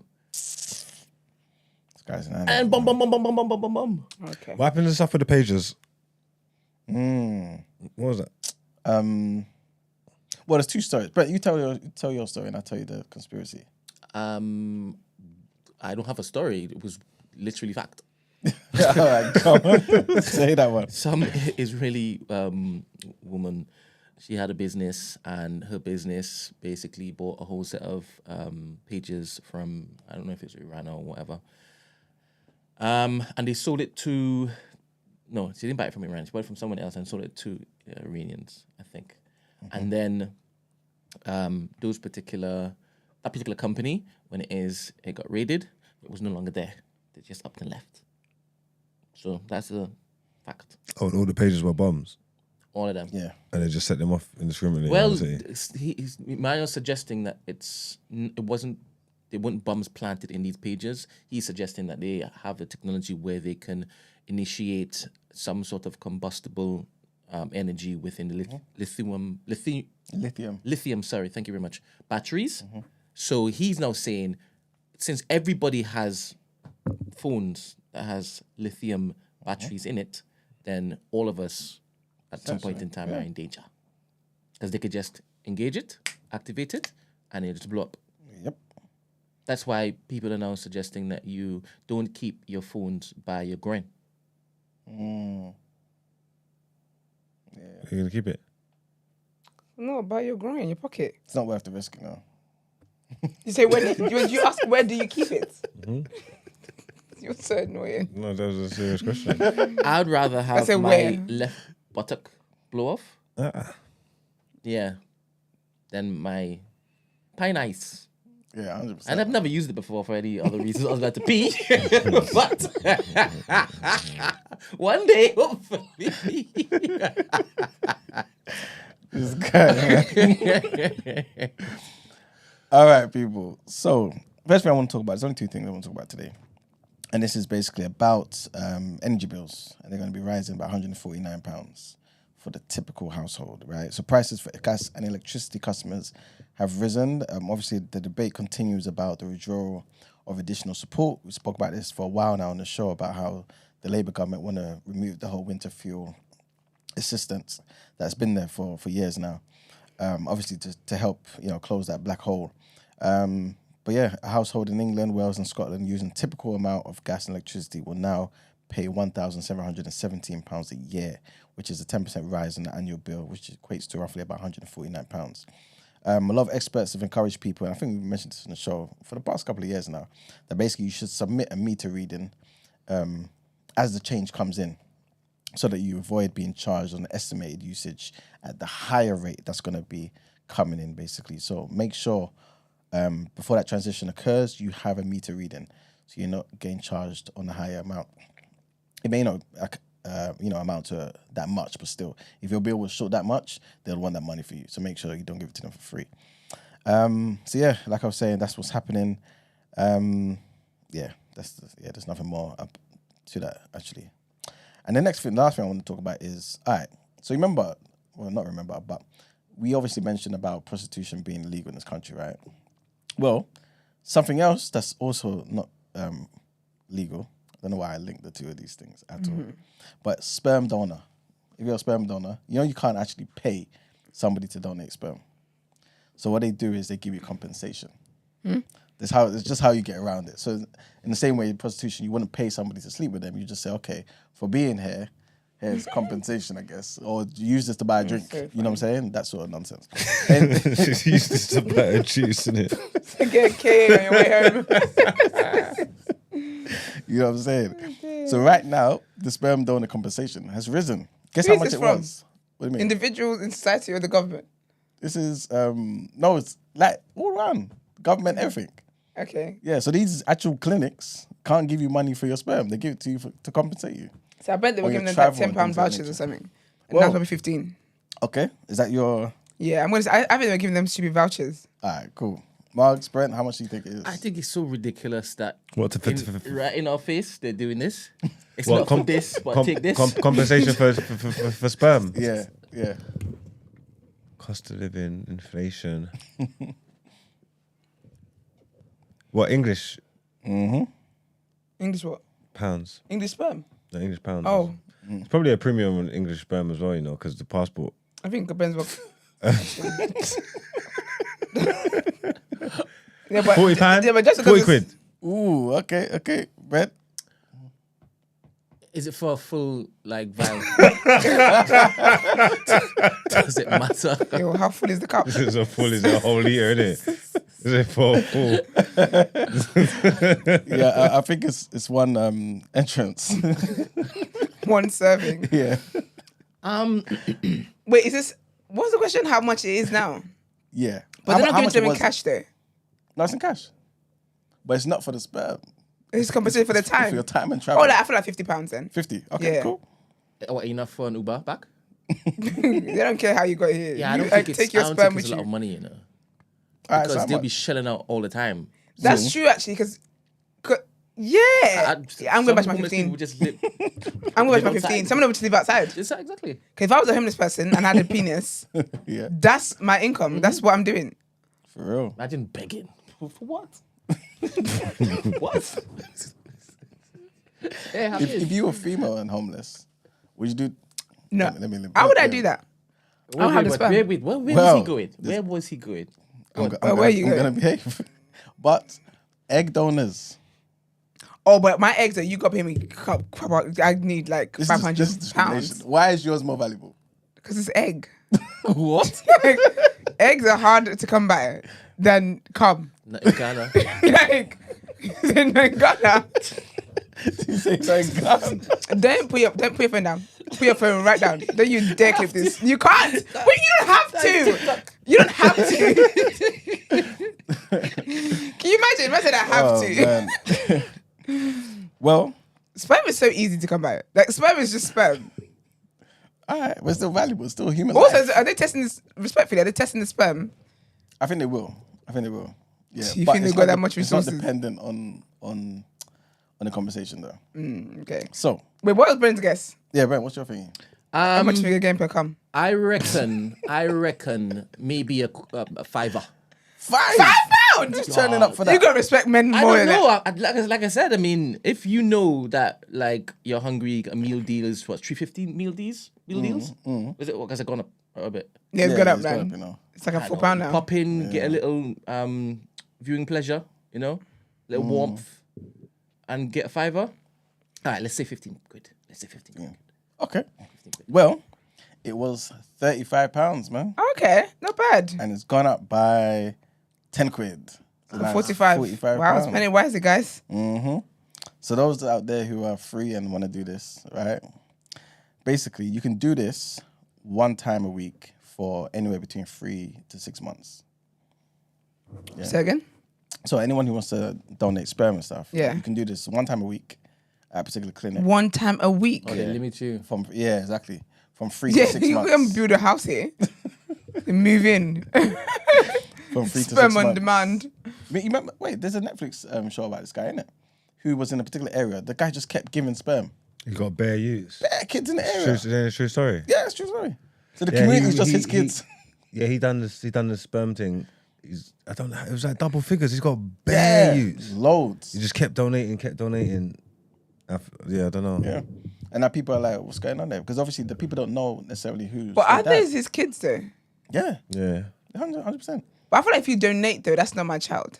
No, you don't have to look after them. But it's just that But the he's kids, got like bare DNA around the place. Yeah. Did you hear of that doctor? What's up? I think it was on was it on Scamfluences? I can't remember. But there's a doctor. No, I think it was like Is it a Netflix news. Yes, it's a Netflix show. Yeah. The doctor who, whenever he had to do inseminations, he would use his sperm instead. Yeah. And then they just like found out there were siblings around the area. Exactly. And then he's got like over 100 and something stupid kids like that. Same sort of thing, yeah. And they're upset because obviously a lot of them could have been dating, they could have been doing certain things. Yeah, 'cause but- they're all in the same sort of area. Sick, man. It's crazy, man. Only once a week is a decent time. Yeah. For like 3 to 6 months though. So you could do this So once a week, for 6 months. that's 24 times. For sure. Yeah. That's So that's, let me see how much they're making. £45 times 24. that's dead. 45 times 25. £1,125 just to give sperm that you would have wasted anyway. What for? Yeah. 6 months. Yeah. Oh, in the 6 months. In the 6 month period. But obviously you got to take the next 6 months free. I don't know why more people aren't doing this. Yeah, A I little mean- extra income. If it's nearby, No side Not hustle. even if it's nearby. I mean, you're at work, right? Yeah, but you can't like. Pop to the clinic, lunch. No, but it has to be nearby there. 'Cause otherwise, then Drop now it you're off? cutting into your profits. Yeah, it's not worth the time. What's cutting into profits? If you have to travel to go and donate your sperm, you're cutting into your profits. It's not a good business People idea now. travel to football games That's different. every though. single week. That's different though. I'm saying this is a money, So I don't know if it is that this is a useless travel expense. You get money from it. To be fair, I wouldn't judge people for doing that though. How I mean, can you? I mean that can't be my man's like source of income. It's No, for no you. chance.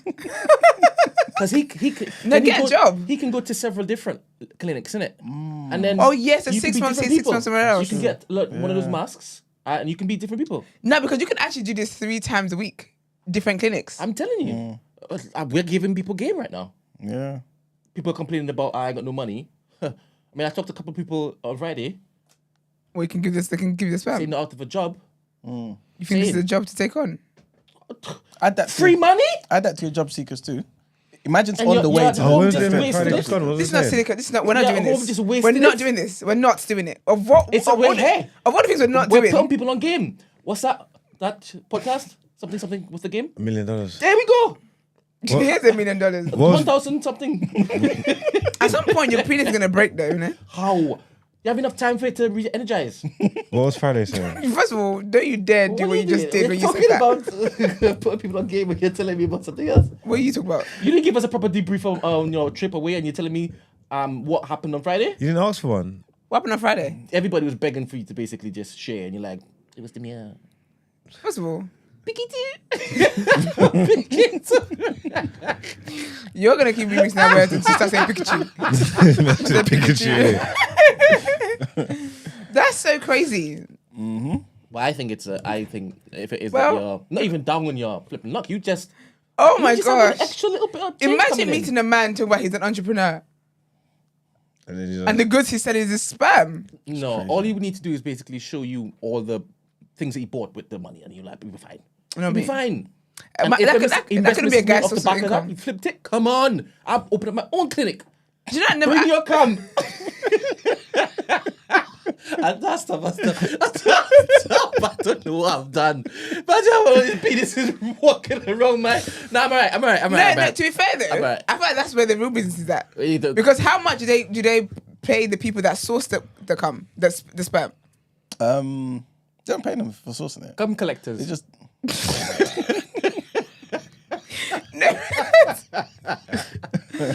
Look, I think about the clinic, right? The clinic is paying people £45. Yeah. The clinic is going to be making more profit than that. It's like how we get sold Yeah. for stuff in Tesco £3, but it's actually cost like £2, like 50p to make. yeah, they're getting the money from The the government. woman that wants the baby. And how much is they're the woman charging paying? premium. Probably thousands. Probably thousands. Premium. Loads. This is a good business idea. There you I go. open a clinic. You want to be a cum collector? I'm not collecting it. You're just gonna put the money up. No, Put it for Jackson. no, I would. I'm not the person. Actually, I guess as a starting business, I've got to work at the desk, but they submit it to me before I can now afford overheads and get people to collect Can you it. and stuff. imagine Esther just smiling? Hello, here's a like that. Some magazines over there to help you along if you want. I actually would, Oh man. that would be a great business because I'm helping people have children. Depends how you look at it. Glass half full or glass half empty. I'd choose a half full cup. Of cum.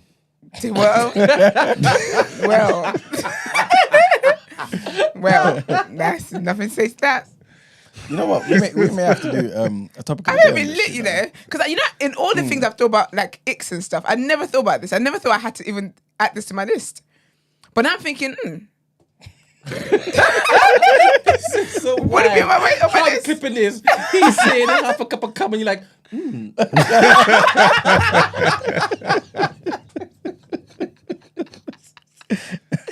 You're so evil. I could go wild. You got such a Oh, wicked man. mind. That's so interesting. Anyway, big up the entrepreneurs out there, man. man. Keeping society alive. You guys seem to talk about babies are low and whatnot. There you go, there's your solution. It's true, There's people that not all heroes wear capes, That's what I'm saying. That's what I'm saying. so that's just great. And the women, like you were saying, they get paid far more. How much is the eggs? So before it was £750. Yeah. I'll give my egg. It's gone up to 986 now. No way. Yeah. Discrimination, man. I'm telling you. I told you the egg is more valuable. This is terrible. A sperm without egg is just liquid. It does nothing. It's just nothing. You need the egg. The egg is the most important part. So Yeah. that's lit. Pick up that, man. Yeah, so guys, just wanted to give you that information. Do with it, as you please. But yeah, that's it for the People's Channel. You only spent 20 minutes talking about this People's Channel. Yes. You should have been a work a joke. All right, let's get into asking for a friend. That's too funny, man.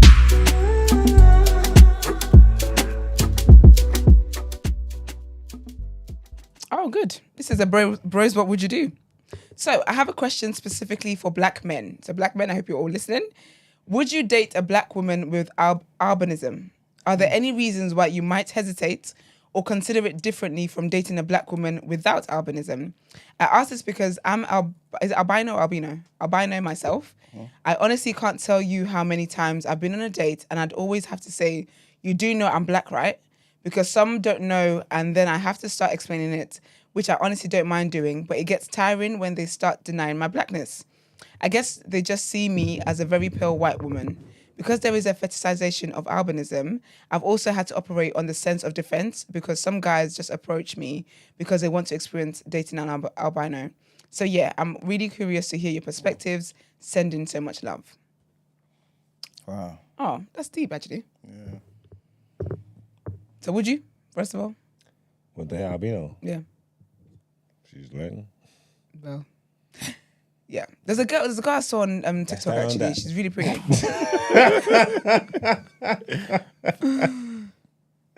Yeah. albinos have like a different kind of look, though, innit? I think they're gorgeous though. Are they? There's a girl on TikTok that she's got like it's like not exactly ginger hair. Yeah. I just think she's so gorgeous. Yeah. And I love it like when it's so random. I don't know if it's got anything to do with this. But basically, like, I love when I find so basically I think it was a lash tech or something. No, like her lashes. I think she got lashes on or something. And it just matched the colour of like her hair and stuff. And she looked gorgeous. But anyway. Yeah. That's sad though. I don't know, maybe the black features are too strong for the white skin. Albinos have like a different Yeah, they look different. look, have like a different look about them. Also, big up Rihanna. Because you know when Rihanna brought out her makeup, Fenty.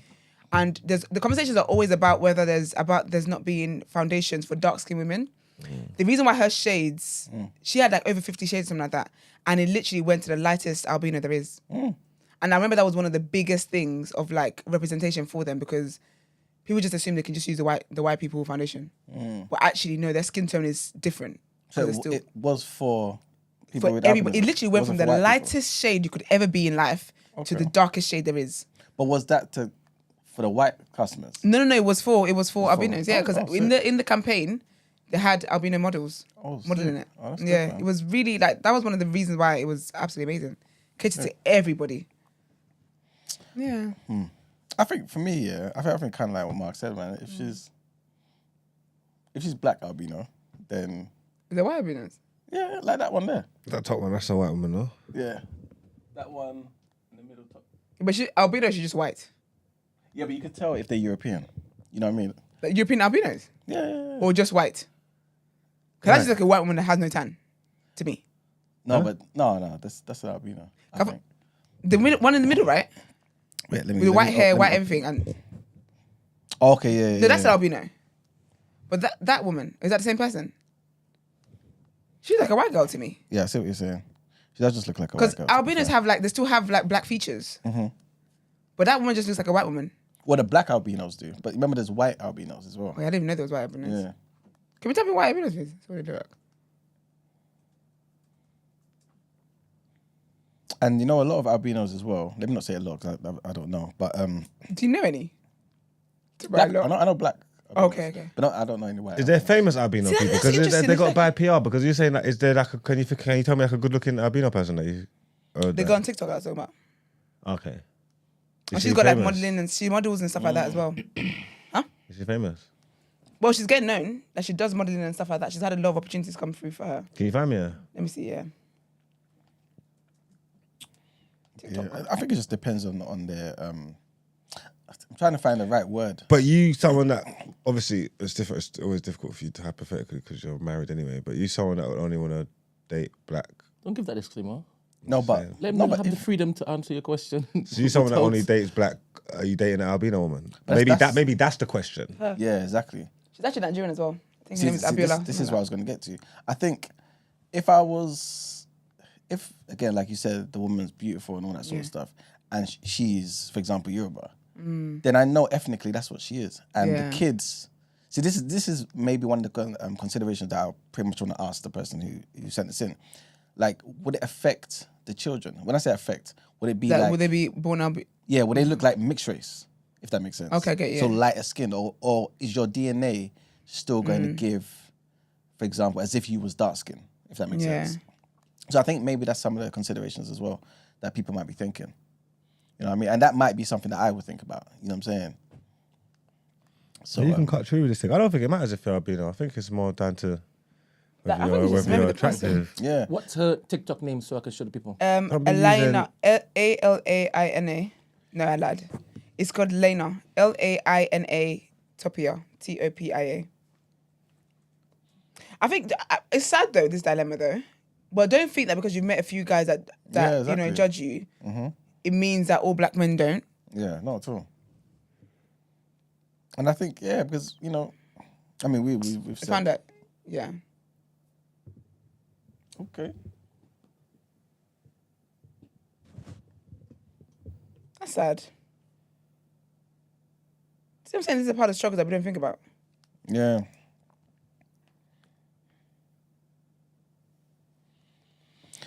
So, yeah, man. Oh, babe. Sorry. Yeah, like I think, yeah, there you go. There's loads of black albinos out there. I think if obviously people find you attractive and whatever it may be, I think some, without using, I'm trying to be conscious of the word I'm trying to use, but let's just say if the albinism is a bit, let me not say extreme, but hopefully you get what I'm trying to Yeah. say. Like you can tell sometimes a lot of them have difficulty like seeing as well. Yeah, You know what I'm actually, saying? I didn't Yeah. even know that was Yeah, man. So like a lot of them have, I can't even describe properly. Like but basically, eyesight. yeah, eyesight issues and stuff. So I think some of those things do add to, you know what I mean, maybe how people perceive them and stuff, innit? But if it's just a pigmentation thing and you're an African person, then you're an African person. That's how I see it anyway. So would you date an albino man? yeah. Just for me, it's always about the person. Because I feel like people can't. I feel like things that people can't control. That's not something that I'm gonna like. I would discount a person over. But it's Do about you the want to person. date a black man? Do they have to be black presenting? Well, they or are just black. That's what I'm saying. But if they, no, is it black presenting or is it what's in there? No, but because you're black, so it's not about the pigmentation of your skin. Because I date a lighter skinned black man. So you can date like a white black man, What's a white black man, you egg? like I get what you're saying. Jack from Love Island and that, or That's not a white Justin black man. Timberlake. That's He's a white white. man. No, or Was it just Timberlake or is cancelled now? Snoochie Shire's brother. You know the people that are white man, but that's got that black. You know, like the cultured No, ones. because they're not black. Yeah, but they're kind of. They're not. Or the brother who was sitting on the sofa Do you with know us what's and said, when he killing looks me? in the mirror. Do you know what's killing me? We He's black introduced today, inside. yeah? He's no, him. Okay, him, because he's black inside. Someone What was said, his name, Brent? Teddy. Someone said that in the chat. Do you know why I know that name off the cuff? Because someone said it in the chat, yeah. Imagine we're talking about Black History Month, what we're going to do. Someone said, it's been a year since Teddy came. Oh I my said, what? goodness. I can't remember who it was that We said need to it. bring Teddy back and see how he got on his last 12 months. Big up Teddy, man. I like Teddy. Oh, man. He's a star of order. Oh, Ed said, look, man, I heard it's like 1/4 chance your chance albino if one parent is an albino. Well, that's like if you're AS Basically. and stuff. So yeah, so it wouldn't be a thing where your kids just look lighter. It would just be if that trait is passed on, Yeah, then that kid would just present like an albino, basically. Yeah, basically. Yeah. Yeah, but as far as I'm concerned, that person's black, man. You know what I'm saying? Because ethnically, that's a straight African person, Yeah. for example. That's a black person. That's not the same as being mixed race. You know what I'm saying? That person has just got black DNA. So, So it's not about how they present. I mean, there's exceptions to every rule, isn't it? But in that situation, that's two black parents. You know what I'm saying? That's like, for example, you and a black woman as black as you, and then you having a child as albino. No one can tell you that child's white or mixed or whatever it is. I'm talking about just yourself. Huh? I'm just talking about yourself because sometimes you may not be able to tell that they are albino, and they present as a white person, and you would be like, they ain't allowed in here. I mean, but if they told me, oh no, I'm albino, they'll be, oh, Then you would my change your mind. apologies. Then you're just as black as me. All right, so can we not just look to question people when it is that they say that they're allowed in places, just off the back of you just assuming because of their skin tone that they are not one of you? I mean, that's albino. So that you're seeing a white person with blonde hair, for example. If somebody's light-skinned or very light-skinned and they've got brunette hair and all that, so that's not albinism. So I could tell a black person from a person who's not black. But you're saying, but if it's like what we're saying, if the way they're presenting is not important to you and it's about what's in them, Oh no, I you never could said go they Rachel made that. Dozer. Impossible. No. No. Blackness is color. You know what I'm saying? Consciousness. You know what I'm saying? And all of that sort of Consciousness, stuff. So, eh? no. Yeah, that's blackness too, man. All right, But then. one of the main things in blackness is your color. 100%. You know what I mean? But in those situations, obviously we know like biology is biology. But an albino person, for example, like you mentioned, that person's name is what? Abiola. Abiola. That's a straight Yoruba person. Is it Nigerian? Anybody could be called Abiola, my friend. No, but Everybody cannot. You ain't called Abiola. exactly. What? I But could change anybody my can name be. tomorrow. No, you couldn't. You get jumped every time you come in this room. Abiola, I want to get with the geezer. But yeah, man. All the best. That's Adiola. Oh, okay. Second one. Love and light, babes. Sorry about that. You'll be alright. I think people will date. Yeah, I think you just haven't found the right person yet. Well, that doesn't help, but yes. So I was just gonna say she's not having trouble even dating. It's just the people kind of questioning. Yeah, her basically. blackness and stuff. Innit? Yeah, I feel like you'll find someone that doesn't do all of that stuff. Okay, so next one. I'm Solution. It's a guy, I believe. I'm Solution, and my fiance is Nigerian Igbo. His son. Oh, no, it's a woman. Sorry, she's 20. So I'm Solution, and my fiance is Nigerian. He's Igbo. His surname is so long and hard to pronounce, and I'm not sure if I want to take his last name fully and change mine. He said he'd feel a type of way about me double barreling or not taking his name after marriage. Am I wrong to feel a type of way about this? It's mainly I want to keep my maiden name, and his surname isn't really that appealing. He said he wouldn't double barrel his name either. Can you imagine? You're asking him to even double barrel his name? Oh, that ain't a problem. Who's It's not trying the to- family. Didn't we leave our parents' house? What is the Bible says? A man shall leave his mother's home or something like that. And To make his own home. Exactly. So let's make our own home with both our names. Don't be Nah, silly. man, God forbid. Leave this woman in the streets, man. I say she leaves him in the streets because He tried any to man make- that's worried he about tried you, to make your an name honest woman is of you. ridiculous. You know what I mean? You tried to make an honest woman of you, and this is what you're doing. You should have stayed on holiday. I think I can imagine name be Okechukwu or something, and then you say no, it's it's not, too you much. know damn well it's not Okechukwu. It could be. Okechukwu is short and sweet and quick. But this is a St. Lucian person. So this person might be thinking anything more than Morgan 5 or characters. Smith is Because you too know some much. names have all the consonants. That's what I'm saying. All of them. There's a Z, there's an X, there's a Y. How do you pronounce this? I think that personally, I don't think the whole taking a name thing is that deep. And I think anyone that wants to make it a deep situation for me, that's not my type. Because I'm not arguing with you over a flipping name. Social constructs, I'm not doing this with you. It's a non-starter for me. Anybody So- I married is taking my name. It's not. But they're up for also debate. 20. Getting married at 20 is tight. Explain that to me. Explain Your what? take. I wouldn't, so I don't think taking a name is that deep. I don't think this is what should break the camel's back. Oh, so you're talking to her right now? Yeah, I'm talking to her. Okay, cool. So I'm saying for me, if I was with a guy who cares so much about me taking his name and is upset, because fair enough, I don't want to take your name out now, I want to double barrel, but you're upset even at the thought of me double barreling. Yeah, it's crazy. You're not the guy. That's wild to me. My because also child's as well, not 'cause having double barrel name. No, because that my- speaks to No, weak but- father. Stop, No, but that's Stop, fine stop, though. stop. Your child doesn't have to have a double Confuse barrel me. name. You're not the guy for me if he doesn't want to double barrel. No, you're not the guy for me if you're upset at me wanting to double barrel my name. So he's upset with her for wanting to double barrel. So, And then she said he also doesn't want to double barrel. whose side are you on? Speaks to weak. I'm on weak the men. side of the person whose man doesn't care about double barreling names and stuff. So you're advocating for her puzzlement. I'm advocating. Because right now, No. before you said it's not a big thing for you to take a name. Yeah, I said the whole name thing for me. I don't think it's a big deal. So I'm not going to be with a guy who gets hot and bothered that I don't want to take his name or that I want to double barrel my name and his name. For me, that's silly. It's not a big deal. I don't understand why you're crying about it. Because I just don't get it. It's a massive deal. I don't get it. So for me, I wouldn't be with a guy like that. If you're upset that I don't want to take your name and you're upset that I want a double barrel, you're not the guy for me. Because I just don't think this is the hill you need to be dying on. And I feel like when it comes to like stuff with women anyway, women are constantly losing their identity. Then her name anyway is her father's name. It's not even her name. Then I'm going to come and take my name and then now my identity should change because I got married to a man. Bye. So you do have a problem with taking somebody else's name? I don't have a problem with it. I would take it if I felt like taking it. But if I don't want to take it, I just don't think you should come and be crying about it. Okay, cool. I just don't think, I understand. So then how do you decide if you want to take it or not? If you like the name? This This name's too African for them. No, not necessarily. It's not. Don't do that to me. It's not a too African thing because I've got very. No, African I'm saying this person's dilemma. That's basically what yeah, they're but she's saying. Caribbean, so I can understand that. So how would you decide? You said if I want to take it, I'll take it. If not, very rare. What distinction do you make between the names that you would want to take it and not want to take it? Honestly, it depends how I feel, man. Some names, if I would, to be fair, I don't know. I don't know what would be the deciding factor, but if I just feel like, I'm just not in the mood to drop my name, I'm not going to drop my name. You're taking my name if we're getting married. That's it.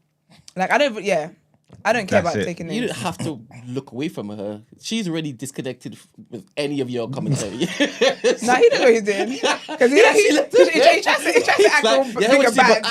And then he looks over there. The whole time, you're not even talking to me. All of a sudden, I'm talking to the door, telling the door, you're taking my name. Because I'm saying conversation over, that's why I said no, what I said. No, you didn't. you were saying, damn thing, I didn't hear it. So I just feel, and also they're 20. Okay. Obviously, I'm not pro young people get married at this age anyway.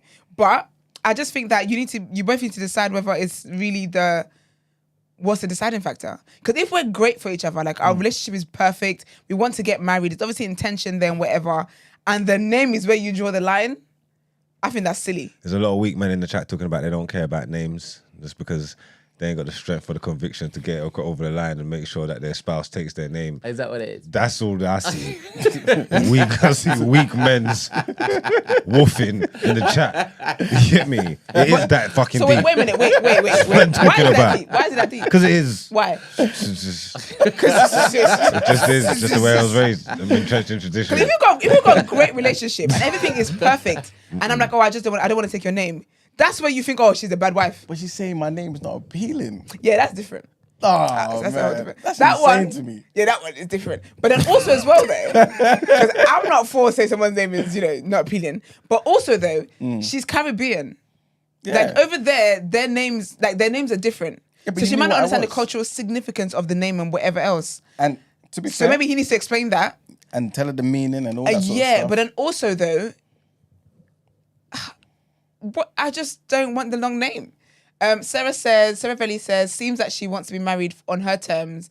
Man, GTFO, LOL, sometimes women are wrong. Wrong for what? Not want to take someone's name. It's tradition, How am I man. wrong for not wanting to take someone's You're name? just trying to make up your own rules now, Nah, man. man. It's just what I'm trying to say. Nah, man. I don't believe in stuff like that. Because if that's the mindset we're going to have, then we need to be consistent with absolutely everything. Absolutely everything. So what about the kids though? So what if I want to name my kids Igbo names now? No, but that's silly though.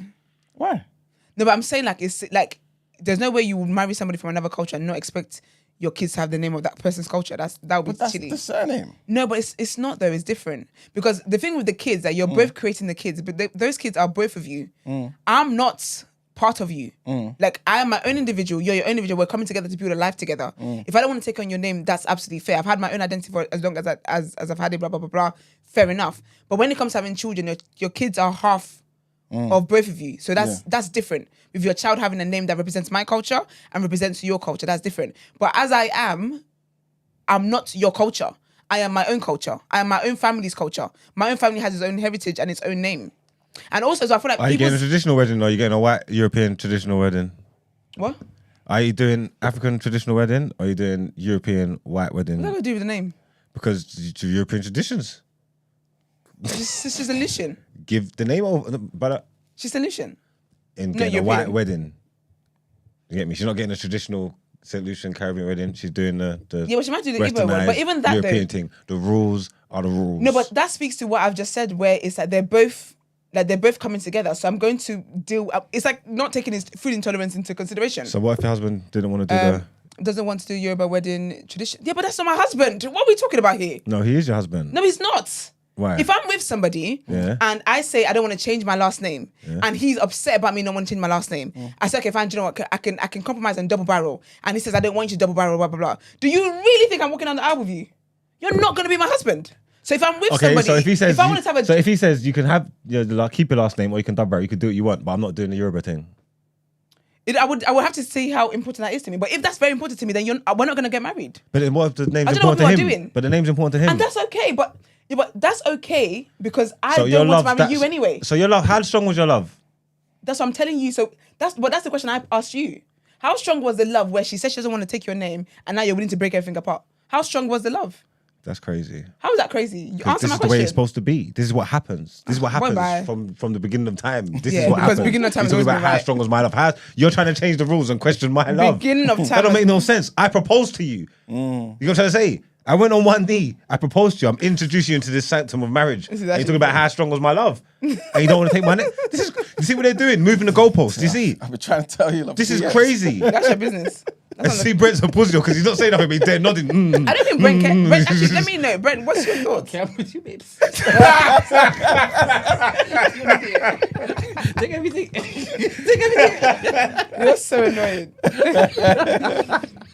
You're I so think the name's annoying. important. I don't- but you know what it is, though? It's each to their own. And if it's important to someone, I think you should respect it. Facts. But, you know, Traditions but and that's the sanctity of thing, though. marriage, you should. But what if it's important? I find this conversation very funny because it's always a thing of respect what is being said when it favors you.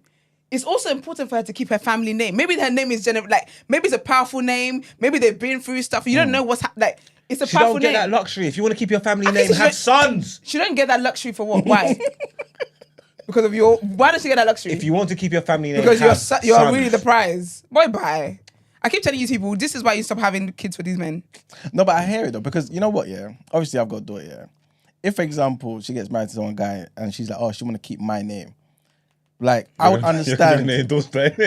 No, You're no, what? You're going to understand what? I would understand if the guy is like, no, I want you to take his name. Oh. And the responsibility is mine to have sons. You know what I'm saying? So I can have someone to carry my name. It shouldn't be his fault. Question. That's why I need to have sons. Go on. Suppose he agrees to the double barrel, but he doesn't want to do your traditional thing. Esther, Yes. what would you say then? Again, it depends how is this traditional thing very, very important to me. Anything that's if something is very, very important to me that I can't compromise on, there's not going to be a wedding. Like I don't think it's a dilemma. So what I'm hearing is, and correct me if I'm wrong, Yeah. he can compromise if he wants to, Yeah. right? But you won't compromise if it's something you can't compromise on. Yes, but he also has the right not to compromise if it's something that he can't Alright, compromise so on. he Like can I'm equal basically opportunities with decide that. to be Yeah. as stringent as you. He's allowed to be. Alright, okay, like okay, I'm not okay. saying that you must compromise with me and I won't compromise. Absolutely not. If he says to me, for me, it's like I can't compromise on you not having my name. Yeah. That's okay. Then we won't get married. Like I'm okay walking away from that. And if for me it's like a thing where I won't compromise on not taking your name, I'm okay walking away from things. Like it's not. You're not gonna be the only man that I would have to marry. Like it's not that deep to me. That's why I'm saying the whole name thing. For me, if I'm in this girl's dilemma, if I'm having a conversation with a guy who's hot and bothered about a name, for me, if you can't give me any reasons why it's so important for me to take your name other than it's how it's always been, that's the most stupid argument you could actually present to me. I'd rather you actually went and say my dad fought in the war and actually we fought. I'd rather you gave me some kind of history. And we said, you know what? Actually, yes, let's do that. Then you telling me it's just how society's always been. Society has changed in so many ways. You're happy to adapt when it suits you, but because you think that you are the prize and I should be so grateful to marry you, that's the only reason you're bringing to the table. Absolutely not. I'm saying, Bye. this is how it's done. This is how it's been done. I'm gonna get on my knees and I'm gonna propose to you. I'm telling you I want to marry you. You're telling me you don't want to take my name. don't have to get on your knees if you Why don't want. don't you want to take my name? Let's just let's gotta unpack try this this. first. Why? What is the reasons why you don't want to take my name first? Because I don't want to lose my identity. What? I don't want to lose my identity. Your name, your last name, your identity. That's what It makes you is. up. It forms part of my identity. Yes, it does. This All is- my life, my name has been what my name is. And then because I get married now, that loses. I'm gonna just now be someone's wife. I feel like men don't understand what it is with women. Like women are, so you're somebody's daughter, you're somebody's whatever. You're always somebody's something. Then I'm somebody's wife now. Then I'm gonna be somebody's mum. Yeah. Where's my identity in that? You're building a family. You don't. So you don't. And you don't like the idea of unity. You don't like the idea of coming together with somebody and. I don't mind that, but building a family. I don't mind that, but I can still be my. I need to be my own individual. Our family comes under one. And that's good. Umbrella. I love that for you. Yeah, but that's I should still be my own individual. Your own individual within our family. You want to be yourself. Are you an individual within your separate family? No. Okay, so you must not be a human being then. What are you? Huh? What are you then? I'm the head of the household. Everyone is. Oh, okay. You should have extended your flight. that's what you should have done. Even when you're in a marriage, like you're just literally you're an individual. I am a person. I am a woman, right? So you're an individual. Yes, we can do things that brings the family together. There's unity there. Yes. However, I don't believe in getting lost in this whole thing where now I don't have no hobbies, I don't have nothing, and I'm just all I do now. I don't believe in relationships where all I do is to live and serve my partner and the kids that I have. It's not just saying about living. I don't believe in that. I don't believe in that. This is the problem with modern women now. Then they're going to start calling me a caveman or a chauvinist. No, that's okay. There's something to be said about tradition. I keep telling you. Do you get what I'm trying to say? I keep telling the modern you guys, women are crazy. She ain't gave me no good reason. I did. That's why I don't want to want to take the name. She just don't.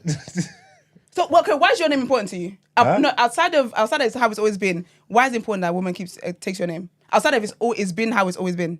My thing is for my legacy, right? My family and my lineage. You know what I'm trying to say? That so you can trace it. You know what I'm trying to say? So later on, years down the line, generations down, great. Yeah. They can come and trace us all back. And I know they can do that with. But they won't trace me back because I'm not part of your DNA. It would just be easier if we put the same names. Yeah, but I can understand you saying that you want your children to have your name. We walk out into the same light. Me, my missus, my kids, we all got the same name. It's the same. It's my family, innit? So you just want to do matching t-shirts. Matching t-shirts, pajamas at Christmas. And that's a better. With the same names on it. So you just want to do Merry Christmas for me and mine. That's a better argument. Merry Christmas from than us. losing identity. Merry Christmas from us. That's wonderful. So you don't want to unite your family. You don't want the she of don't respect the sanctity of marriage. I'm going to get married just to break them apart. Absolutely. Duh. Absolutely. That is why else would I want to get married? No, I don't know what the real reasons is why it's thing, but it's just there's certain things that are just ingrained in you, innit? I'm a traditionalist. It's just from the beginning of time. That's what it's about. That's what you do. You come together in front of God. You profess your love for each other. You make a promise. You get me? The trifecta. You come together as one. You used to be this, now is this. This is just what we do. This is All it. I'm saying is I understand why people don't want to take people's last names. I get it. My family also has history. When they look at my family lineage, they need to find me in there. Ed says, Margs, I beg you find a wife first before all this chat. Thank you very much, Ed. They ain't going to change how many Margs. wives I got you, madman. All right. Relax. The thing is, Marcus is not even interested in getting married. Yet For one! He's the loudest For person one! in the room here. That's the And he marries craziest this- thing. No, He's not even getting married. no, If but I find the right one, I will get married. But for me to get married, she has to take my name. This is the whole point. and I don't think Margs is going to change from that position. No, I never. don't And this is what This is it. Esther's saying. She's not going to change from her position. I don't think Mark's gonna find a woman that literally that he feels that, I actually want to marry this woman. For someone who doesn't want to get married, he finally finds a woman that's like thinking, do you know what? I actually want to marry this woman. In his words, that's very silly, but I hate to repeat, make an honest woman out of her. And she's gonna say, I don't want, because in my mind, she's gonna add so much value to your life and blah, blah, blah. And then you're gonna say, do you know what? All that value is worth gambling with because you don't want to take my name. Impossible. Then it's not happening. Then She you're has a to know who her mug. man is. Then you're She has silly. to know who her man is. Who she Anybody- signed up for. Alpha. Yeah, King. anybody with You're Marks, silly. they're You're just silly. compliant, full stop. I think that's silly. Yes. 120%. That's the She has to know- silliest thing. She has to know who I am. That's the Or what we doing silliest here? thing to me. She wouldn't want to marry me. She's I can't like, imagine, I can't imagine finding a partner that is literally everything you were looking for in this life. And then because they wouldn't take your name, He doesn't want confrontation. you're like, oh my gosh, He doesn't want to talk back. this is the He line. doesn't want different opinion. That's not true. You want a That's not dictatorship. true. That's what you want. That's not true. I love want a dictatorships. dictatorship. I do love dictatorships. I'm not There you gonna- go. Listen, Esther wants to watch the world burn, you know. Absolutely. I'm starting to find I'm sitting in there and watching it all around me. That's my bag. So, all right, let me ask you this, before we wrap up, What about the kids? What about the kids? If because this woman is saying, his name is not appealing to me, right? I don't want it. What if she has that same argument for the children? What do you think he should do? I think there's a conversation that they need to have from early. I think that there are men out there that wouldn't care about Doug Browning the kids' names My and kids stuff. ain't double barreling their names. No, not Excuse me, one. I'm not asking about you. I don't care. You either. I literally don't care what you guys' opinions are. But I'm saying that I just don't think it's that deep. I feel like you, because the way I see family, the way I see like getting married is that we're leaving our families and we're going to create our own history, our own family and stuff like that. So I don't understand. I make up half of that. And if I say that I want my name involved in this, included in this, I don't see the big deal in that. I don't see why that is where you draw the line of I'm not a great partner. Like I literally want all the greatness that we're going to create in these children, the legacy we're going to build, all the things we're going to build. I wanted to have my name that represents my effort that I'm putting into it, and I wanted to have your name and the effort you're putting into it. I don't understand how that's a mad concept because it's how things have always been. There's a lot of things that have always been a certain way, and today it isn't because it just isn't. It's like a kiss and a curse, and it depends how you I didn't look get at it. it. Like glass half full, glass half empty. Like I see a double barrel name, I think, oh, strong mum. Weak dad. Weak dad.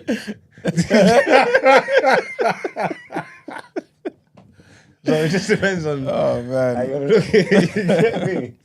I don't know. I find stuff like that funny because I just think there's so many people that their partners took their names, and all of you, the whole generation, you're just useless. So what are we doing about those situations? Not a damn thing to show for the whole last name that everyone took. Not a damn thing. Just a lineage of fools. And then you're coming talking about, oh, you got to take my name down. You got to take my name down. Just a lineage Oh of man. Can you imagine? Bye. I ain't doing none of that. I bet you do, Susanna.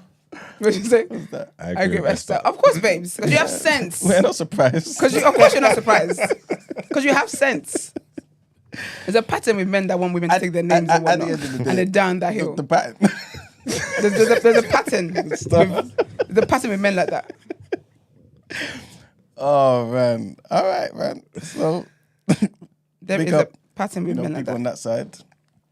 Ed, enjoy your life. Ed is a married man. I know. That's and he's literally enjoying life. you're sitting there doing hypothetical. Ed is an actual married man. Oh man. At the end of the day, yeah. Everyone, like you said, everyone's got their own opinions in it. So just do what makes you Oh happy. my I gosh! guess, Imagine innit? one of being like one of those historical women that did amazing things for society and whatnot, and then a man wants to take his name. I thought if you don't take my name, what are you talking about? This name holds power. What is yours? Yours can't get me nothing. That's wild. That's crazy to me, man. Anyway, girl. Your name better hold weight when you walk into this marriage just to make an argument to keep it. You know, like Beyonce but you're not even hearing that knows. though. Beyonce but you're not hearing that knows. though. No, but you would though. No, not me. Nah, I'm different to how you think. You said you wouldn't like a woman. You don't want her not keeping your name, not taking your name. So her even name- if she was flipping Winnie Mandela, you ain't taking. You don't care. Nah, I'm a compromise. I know about compromise. It makes sense. You know what I'm trying to say? That. Suppose you find out that your name, which is probable, was from a slave master. Okay. You're upholding that particular lineage of slavery. Yeah, this is where it's at. This is who I am. And you're fine with that. Yes. You repackage it to be Reclaimed it. You don't Oh, love right. the N word. I'm allowed to love my surname. fair enough, man. Fair enough. I'm blocked in. Yes, sir. I need to How get about out. if you find out, Emmanuel, Yeah. if you were in Marx's position and you were as pro-black as you claim to be, and you find out, you trace it back and it's 100% slave master, Yeah. what would you do with your records? I'll change it. Oh, not with the records, of course not. You know what I'm saying? But even in the nation, man, you're encouraged to remove your slave name and replace it with Alright. the X. And then you get your real free liberated name. Okay, all right. You don't need to have ties to the white man. You know what I'm saying? And slavery. So- but I understand for those who want to keep it because it still is like, you may see it as, you know, it's still like an ode to those who came before me. Who So fought speak through to certain Marx things. because his name is probably from a slave master. So speak to him and tell him about the virtues and the benefits of changing his name because he's intrinsically linked to this and he's arguing its case, but it's seeped. Change and it to what? Am I drenched making up? If in I can't find out, slavery. if you can't Wait, find wait, out your real talk- name, talk if to you can't him. find out what your, Talk to him if about I the can't find nation. out what the real name is, what the fuck's it matter? No, What am I no, changing it to? no. I'm now giving you a scenario where it is. I can find out what the real name is. Oh, you telling me to just To be honest, make up a new name? Your last name is definitely. What? Definitely. What? Because they're bare around. What rights? What are you doing? What? I don't know that you're going to put your government out there. I don't give a fuck. What I'm trying to say is, Say the first one. everyone knows my name. Look, Go stop being on, stupid. Say it loud. What you're doing? You're not doing what Do you think it you're then. doing. I've just tried to protect you, and you said I don't care. So go on. Protect me from what? Say your full name. Andre Wright. Okay, you did it. I don't understand what you're talking about. I didn't know you were going to do it. That's why I went back and forth. But never mind. Go on. Okay, I was telling you why you're doing it. You're not doing what you think you're doing. You could have expedited. But go on. Go. What was the point anyway? What was I saying now? No, get back in the I'm boat. trying to get back in the boat. I can't remember what the boat Emmanuel was. was basically saying that you should change your name because you're a black man from a black nation. I'm saying- And once it is that you do know better, you do better. Yeah, but if I can't trace and find the right name, what am I changing it to? Have you even? Okay, that's fine. Wait a minute. Oh, you're talking about changing it to the right one. Yeah. Is that what normally happens if it is that you don't know? So you're just making something up. No, you just get a different one, right? You get a different name. A stronger one. What? So the nation just give you a made up name? They have some in Were you the taking in the that bowl. one? Nah. They have some in Why the not? bowl. There's something in the bowl that just. This one. Nah, man. What are we doing here? Why are you taking that one? What, just to make believe? Let me go with my car. So would you lucky dip, Emmanuel? Me? Yeah. Like a dip on the name. I would have like. You better take your wife's name. Can you imagine? Yeah, but if I'm part of the nation, that's why I believe it. 100%, I'll take that name. Yeah, It's so because that mad. name is given like it's a real name. It's not a slave name. It marks almost like a new beginning. You know what I'm saying? Like a return to what we were. But very You know what I'm serious. saying? So yeah. A lot to use. Chrissy said she's in a Discord. It's interesting if the woman isn't anybody of note, and she's just like a sponger, Yeah, God forbid. That. and her arguing, nah, I'm not gonna flipping change my name. I'm giving you good pussy. What it happens, right? No, but I think it's crazy though how people Power of basically. persuasion, right? I think it's crazy how the men who are saying they don't. She must take her name. She must take his name. Are willing to compromise that because she's more famous. So she's got more notoriety than he does. Are the men in the room right now? Mark said he would. So the mic is not on you, so don't matter what you said. Iman said he would as well. It's crazy. Impossible. I would never do that. Stuff like Alright, that. leave it, shut the door. What does that mean? Okay. But you get what I mean? So it's like so because she's not famous or whatever, God forbid her name can't mean anything to her. You know what I want weird to to talk me. about one day is when it is you're in a healthy relationship, right? Or in a relationship full stop, and you're actually both have good intent and whatnot of prospering this relationship, and both of you all come to a head where one of you all have to compromise on something that both of you all refuse to compromise on, as in before you've been met with this particular predicament. Yeah. Like what happens then? If it's I can't do this, I can't do this. What happens then? I feel like someone's got to. You got to find middle ground. Oh. But I think, do you know what it is? I feel like what I think here. I think that love. It depends obviously depends what it is. Do you have an example of what it could possibly be? I want to put up some examples together. examples up, okay, and yeah. then pose it to the panel because as you were talking about compromise and whatnot, I could understand what you're saying. Yeah. These are my particular boundaries, my limitations All right. that Someone chasing you. exist in my life. It has existed before, and if it is, I'm committing something. Yeah. I am not entertaining that. It doesn't matter Yeah. if you scream tradition to me. I don't care, right? And I also understand on the flip side, the man saying, "Well, is these tradition. are my traditions." Yeah. Do you understand? And I hear what you're saying, all and dandy, but this is what I firmly believe in. And for that to be the reason where it doesn't progress It's because of interesting, this innit? particular thing is very interesting. Yeah. What's funny to me is that you said, if I feel like taking the name, I'll take it. If I don't feel like taking the name, I'll take it. And we still ain't like. But I told you, but for me, the reason why I wouldn't take Just what day you wake up on the bed? What side of the bed you wake up on the day? no, but the question you asked me. What was the Because you're moving I think like you asked me what you're moving like you're a reasonable person. You're saying if I feel like taking the name, I'll take the name. No, if but- I don't want to take the name, I ain't taking the name, No, and but I that's it. It's answered not that. happening. And I'm saying, what's the difference between What's the the names? deciding Like, what's the factor? deciding factor here? No, but I can't remember what we're talking about around that time. But with me, I'm not someone who. Oh yeah, that's what we're talking about. I don't. I'm very big on not being somebody something. All my life, I've been somebody something, and I just want to have my own identity. And I believe that it's possible for me to have that even in a marriage.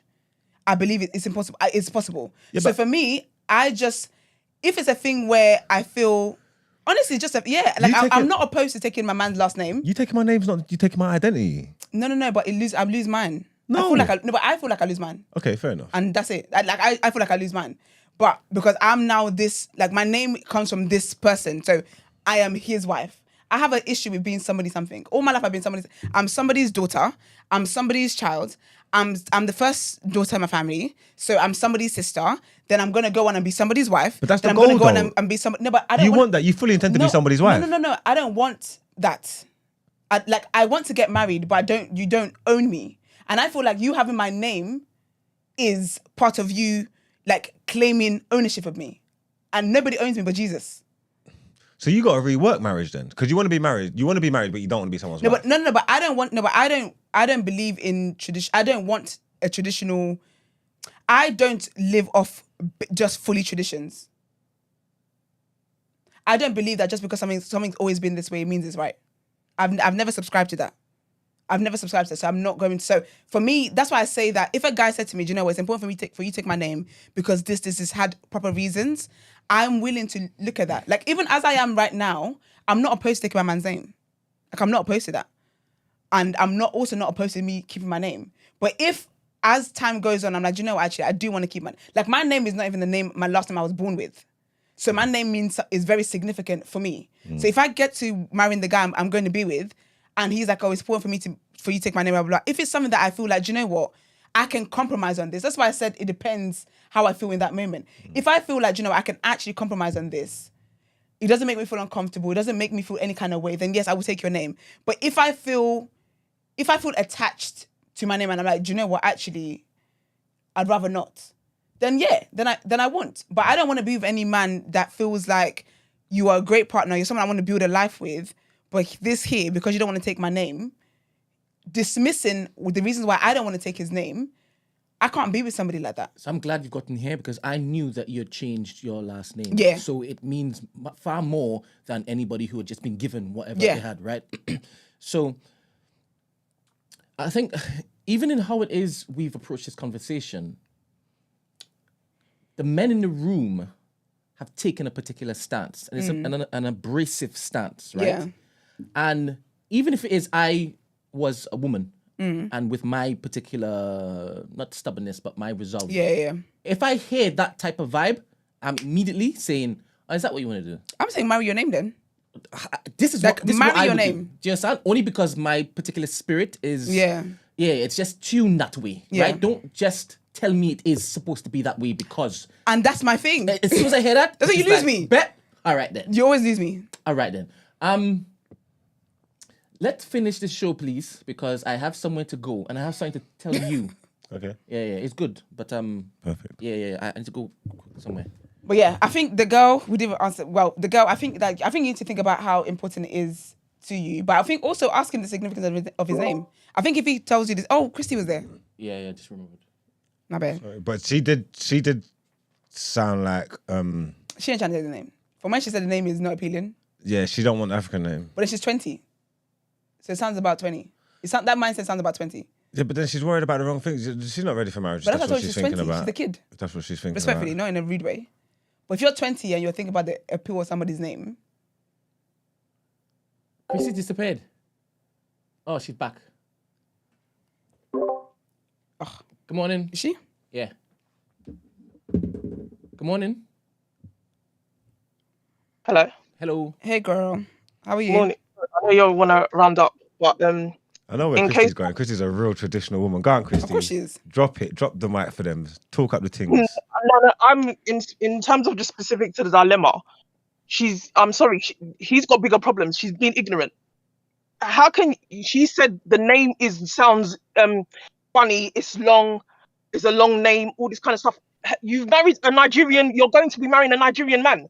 What are you talking about? And you also going to be taking on that custom and culture. To me, that's ignorance. He's got bigger problems. Sorry, he's got bigger problems, and she clearly immature minded. Because that to be your reasoning, and you want to get married to someone, and you want to take on the culture, and you're saying, oh, you're St. Lucian. Because if I now said, oh, I don't want, if I was now marrying, if I was with a Caribbean guy, and he proposed to me, and I'm like, oh no, actually I don't want to take his name because it's a slave name. I would be called ignorant. It's the same way. Why would you do that? Firstly, are you for taking names? Yes, because I didn't. Also, because am I Taking expecting him? names. No, of course I am. Because am I going to propose to my husband either? My future husband as well? I'm not doing that. So traditionally, like, what we doing here? I don't really see it as an issue. Yeah, you're right. You're right. I think I don't really see it as an issue.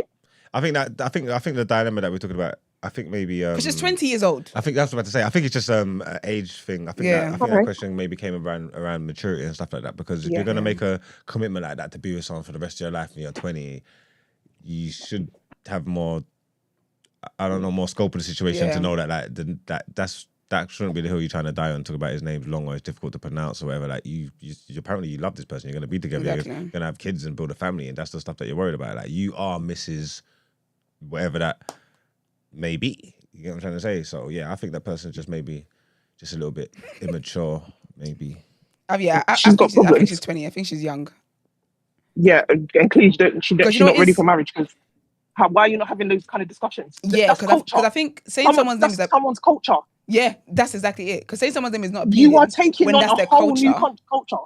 Like you That's can't ridiculous. you can't pick and choose what parts of the culture. You can't have it say you want jollof rice, but when it comes to the other traditions, that's where you draw the line. Like you ever like somebody for their culture. Personally, I don't think she wants to get married to the guy anyway. I don't think she wants to get married to the guy. I think sometimes people look for little things. I would do that, but I don't like his mum's maiden name. Yeah, that's ridiculous.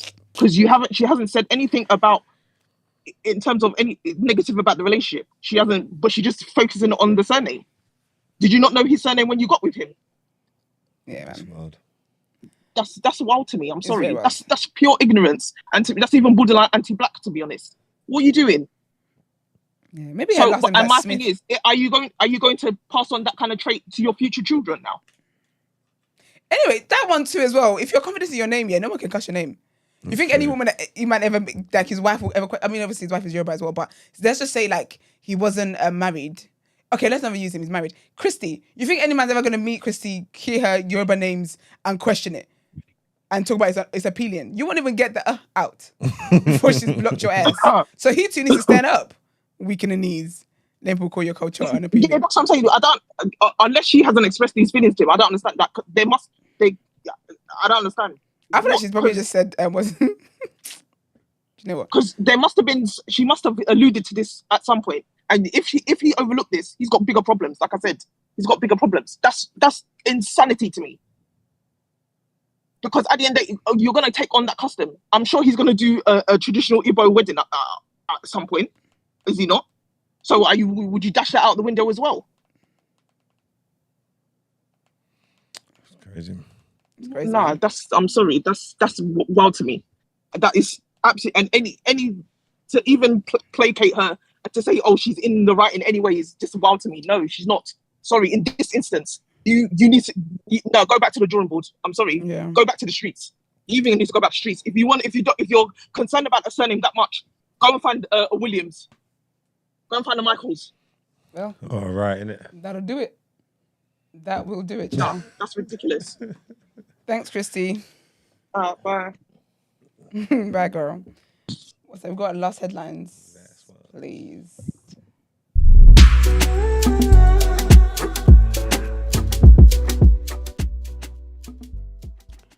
All right. Donald Trump has been accused. Sorry, the music was playing. Donald Trump has been accused of invoking plot lines similar to The Purge, a dystopian horror film in which officially sanctioned murder is officially legal, as a possible solution to crime in the US, after saying it could be eradicated in one really violent day. In what was seen as an extreme display of... What's that word? Sorry. And what we're seeing is esteemed display as demogatory. Democracy? There we go. Even by his... Do you know... In what was seen as an extreme display of foolishness, even by his standards... Is that spelled wrong? Demagoguery. Demagoguery. Yeah. That's a nice word. I like it, actually. Demagoguery. Demagoguery. Sounds like Ain't this. that, what's a demagogue? Ain't Hey, what are you gonna say? Upside down. It's going upside down. It's going upside down. In what was seen as an extreme display of demagoguery, even by his standards, Trump drew cheers from an audience in Erie, Pennsylvania, with a picture of an out-of-control crime spree that he said could be ended immediately with one real rough, nasty day or one rough hour. This is people wanted to be president, you know. You see these guys walking out with air conditioners with refrigerators on their back? The craziest thing, Trump said. And the police aren't allowed to do their job. They're told if you do anything, you're going to lose your pension. They're not allowed to do it because the liberal left won't let them do it. The liberal left wants to destroy them, and they want to destroy our country. Now, if you had one really violent day, one rough hour, and I mean real rough, the word will get out and it will end immediately. This is what Trump said. The comments triggered a stream of comparisons to The Purge, a 2013 film that depicts the election of a radical new party called the New Founding Fathers of America following an economic collapse, which then enacts drastic policies to end crime and unemployment. I don't think Trump's the first person to have that Want thought, a purge? though. Yeah, but To watch The Purge and thought, there might be something here. Yeah, but I did one more running for president. I also did. I thought that'd be great. Adele says... Adele. Adele. That's awkward. I thought her last name... Adele. I thought the last name was an African last name. That's why I said it like that. I actually don't care much about the rings. I also bought my husband an engagement ring and paid for his band. I paid for his band. Oh, would you? Yeah, because how's he gonna pay? Well, he's gonna buy my rings and then buy his band too. Yeah, that's what it's supposed to do. This marriage didn't last, by the way. Folks, that's horrible saying. It's because he wasn't invested. He should have committed. What is that the tradition that the man buys all make the the rings? initial investment. I believe so. Yeah. I thought the man buys you the engagement ring and your wedding band, and you buy his wedding band because we're married each other. I don't know. See, there's benefits to the way I think because I was gonna buy my man. I am. I don't know. I just assumed the man buy everything. Was it like 3 months' wages on the ring? Is it? Tradition? Well, that's what they say. Yeah, traditionally it should be 3 months' wages on the ring. Steen was telling me about something that is indistinguishable from diamonds. Is it diamonds or something else? It's a lab Can't diamond. remember. Lab something. Yeah, the lab diamond. It's That's the what labs, it's at. yeah. I don't want a real diamond. I want the lab ones. Yeah, Sparkle. precisely. If it is, you can't even tell the difference, and it's much cheaper. Why does it get that? A lot of people are using labs nowadays. You can't tell. They're just making Like them. I buy a lot of clone fragrances because sometimes it's even more powerful than the original. I don't know. I ain't paying all that money for just to smell nice for a night. And Stephen doesn't understand I don't know how I feel about clones. clones. Clone cologne, you know, that bootleg. Okay, first of all, it's not bootleg. It's I not. don't mind It's how you, bootleg. how you phrase it. It's not bootleg. It's just. It's It's the same thing that It's, the people are doing yeah. that charge you mad. It's not the same thing. It's If I the bought- same bloody thing that the people are doing that are charging you mad. It's not. If I go to the shop and I But they're buy charging you and I mad. buy it from Tom Ford and you bought from But you're paying for Henry, it. you You're bought from paying for the Henry label. Ford. You're telling me It's you're not. telling me it's the The thing same is, thing. you could say whatever you want. That's not how it runs. That really isn't how it runs. You're literally paying for the brand. You're paying for the brand. So do you get the bottle as well What bottle? when you buy it bootleg? I have all these bottles here. Is it a bootleg? Is it like? As it, does it clone? look like it? Yeah. Some of them try to make it look like it It's not the same, right? because you like to be hoodwinked.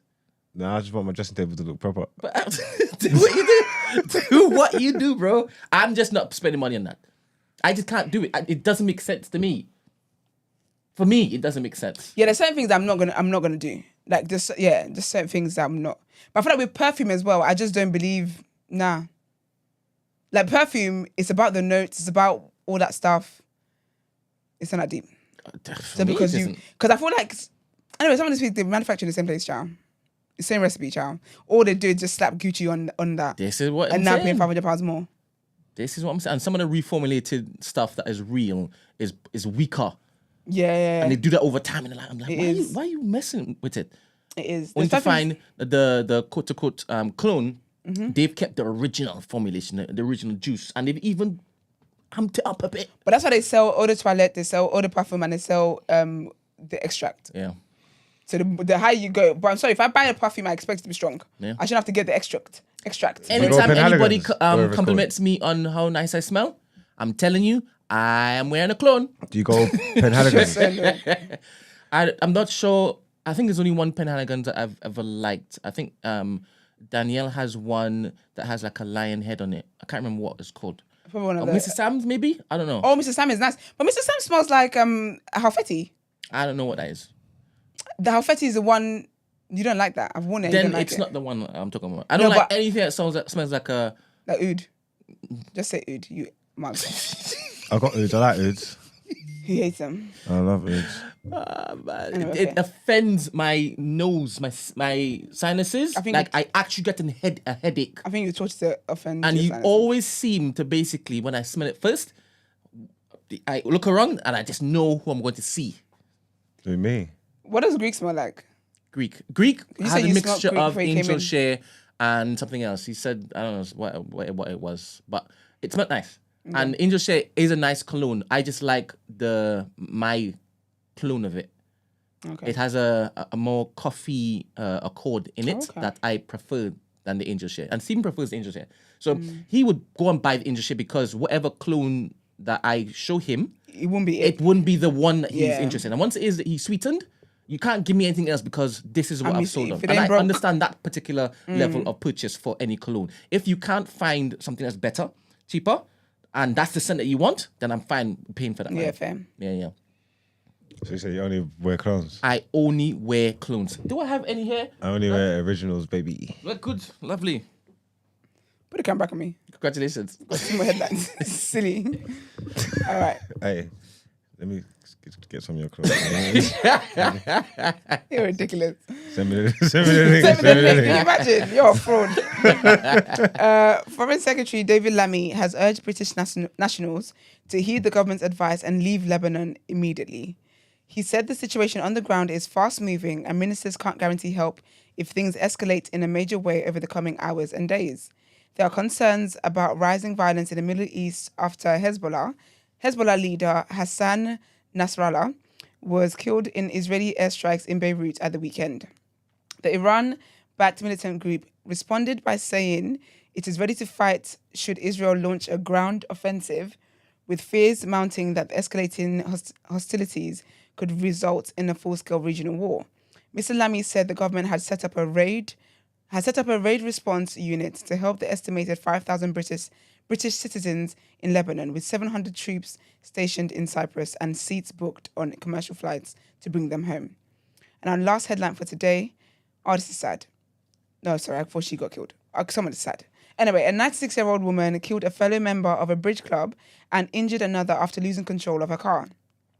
June Mills was in her Vauxhall Corsa about to leave the Elbow Lane Methodist Church in Formby, Merseyside, when the vehicle accelerated forward, mounted the pavement, and struck pensioners Brenda Joyce, who's age 76, and Jennifer Ensor, who's age 80.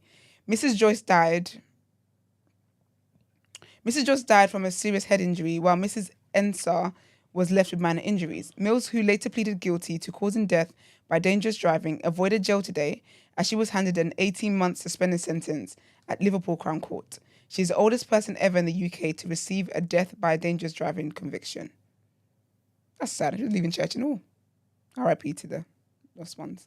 All right, it's time to pay some more bills. Let's get into the reaction.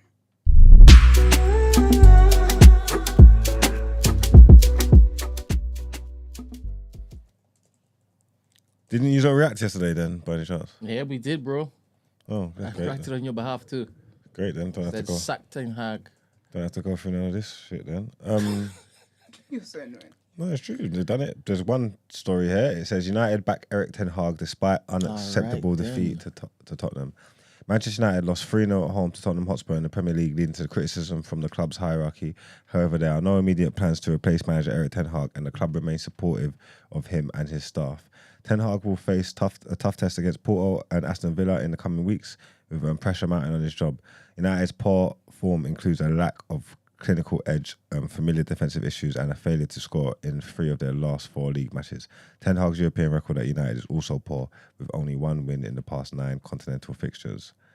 And that's all we have for our reaction. I can't speak about this because I haven't seen football in 3 weeks, so I don't know what manner of defeat what the manner of defeat was. I don't know what the form was. I don't know the European games. I don't know anything. I didn't see nothing. I ain't seen nothing. I ain't seen what Arsenal done. I ain't seen what City done. I didn't even see what Cole Palmer did. So I'm no use to no one. Sack ETH, man. I'm actually done with all this weekly headache. It'll be all right, Demi, man. It'll be cool. But that's the end of the show. We ain't even got done it here, man. Let's get into this recap. Okay, then.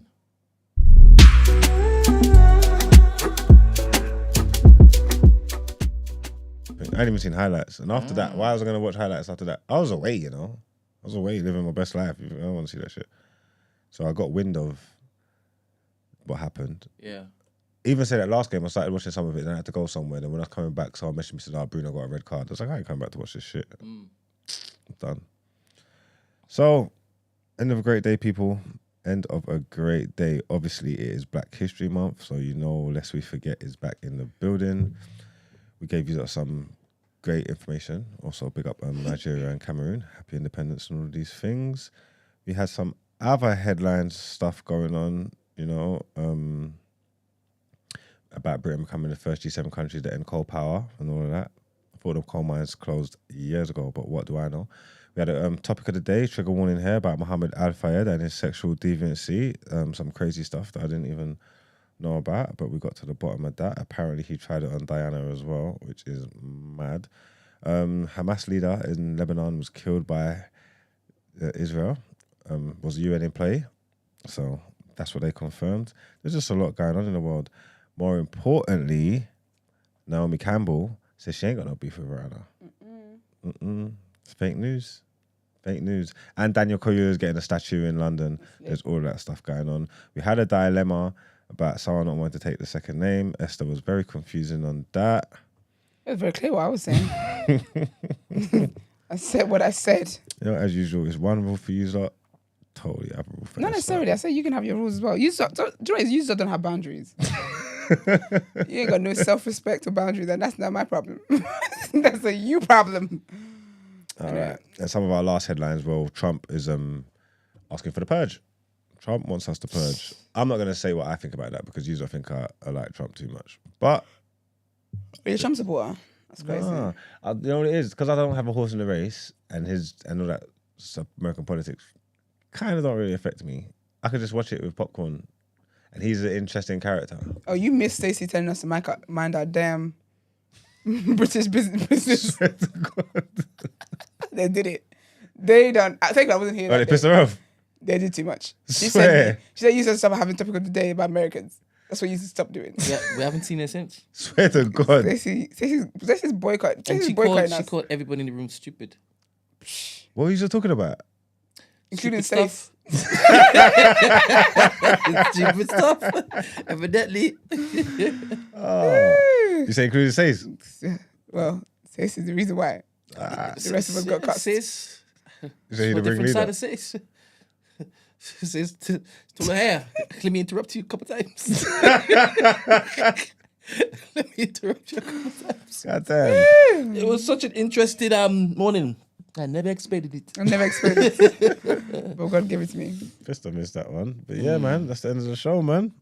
Follow us on socials, The Day After TNB, on Instagram, on X, on Discord, and on TikTok. That's it. And also don't forget to like the video, please, and subscribe. And we'll see you guys back here tomorrow. Peace. Peace Bye. out.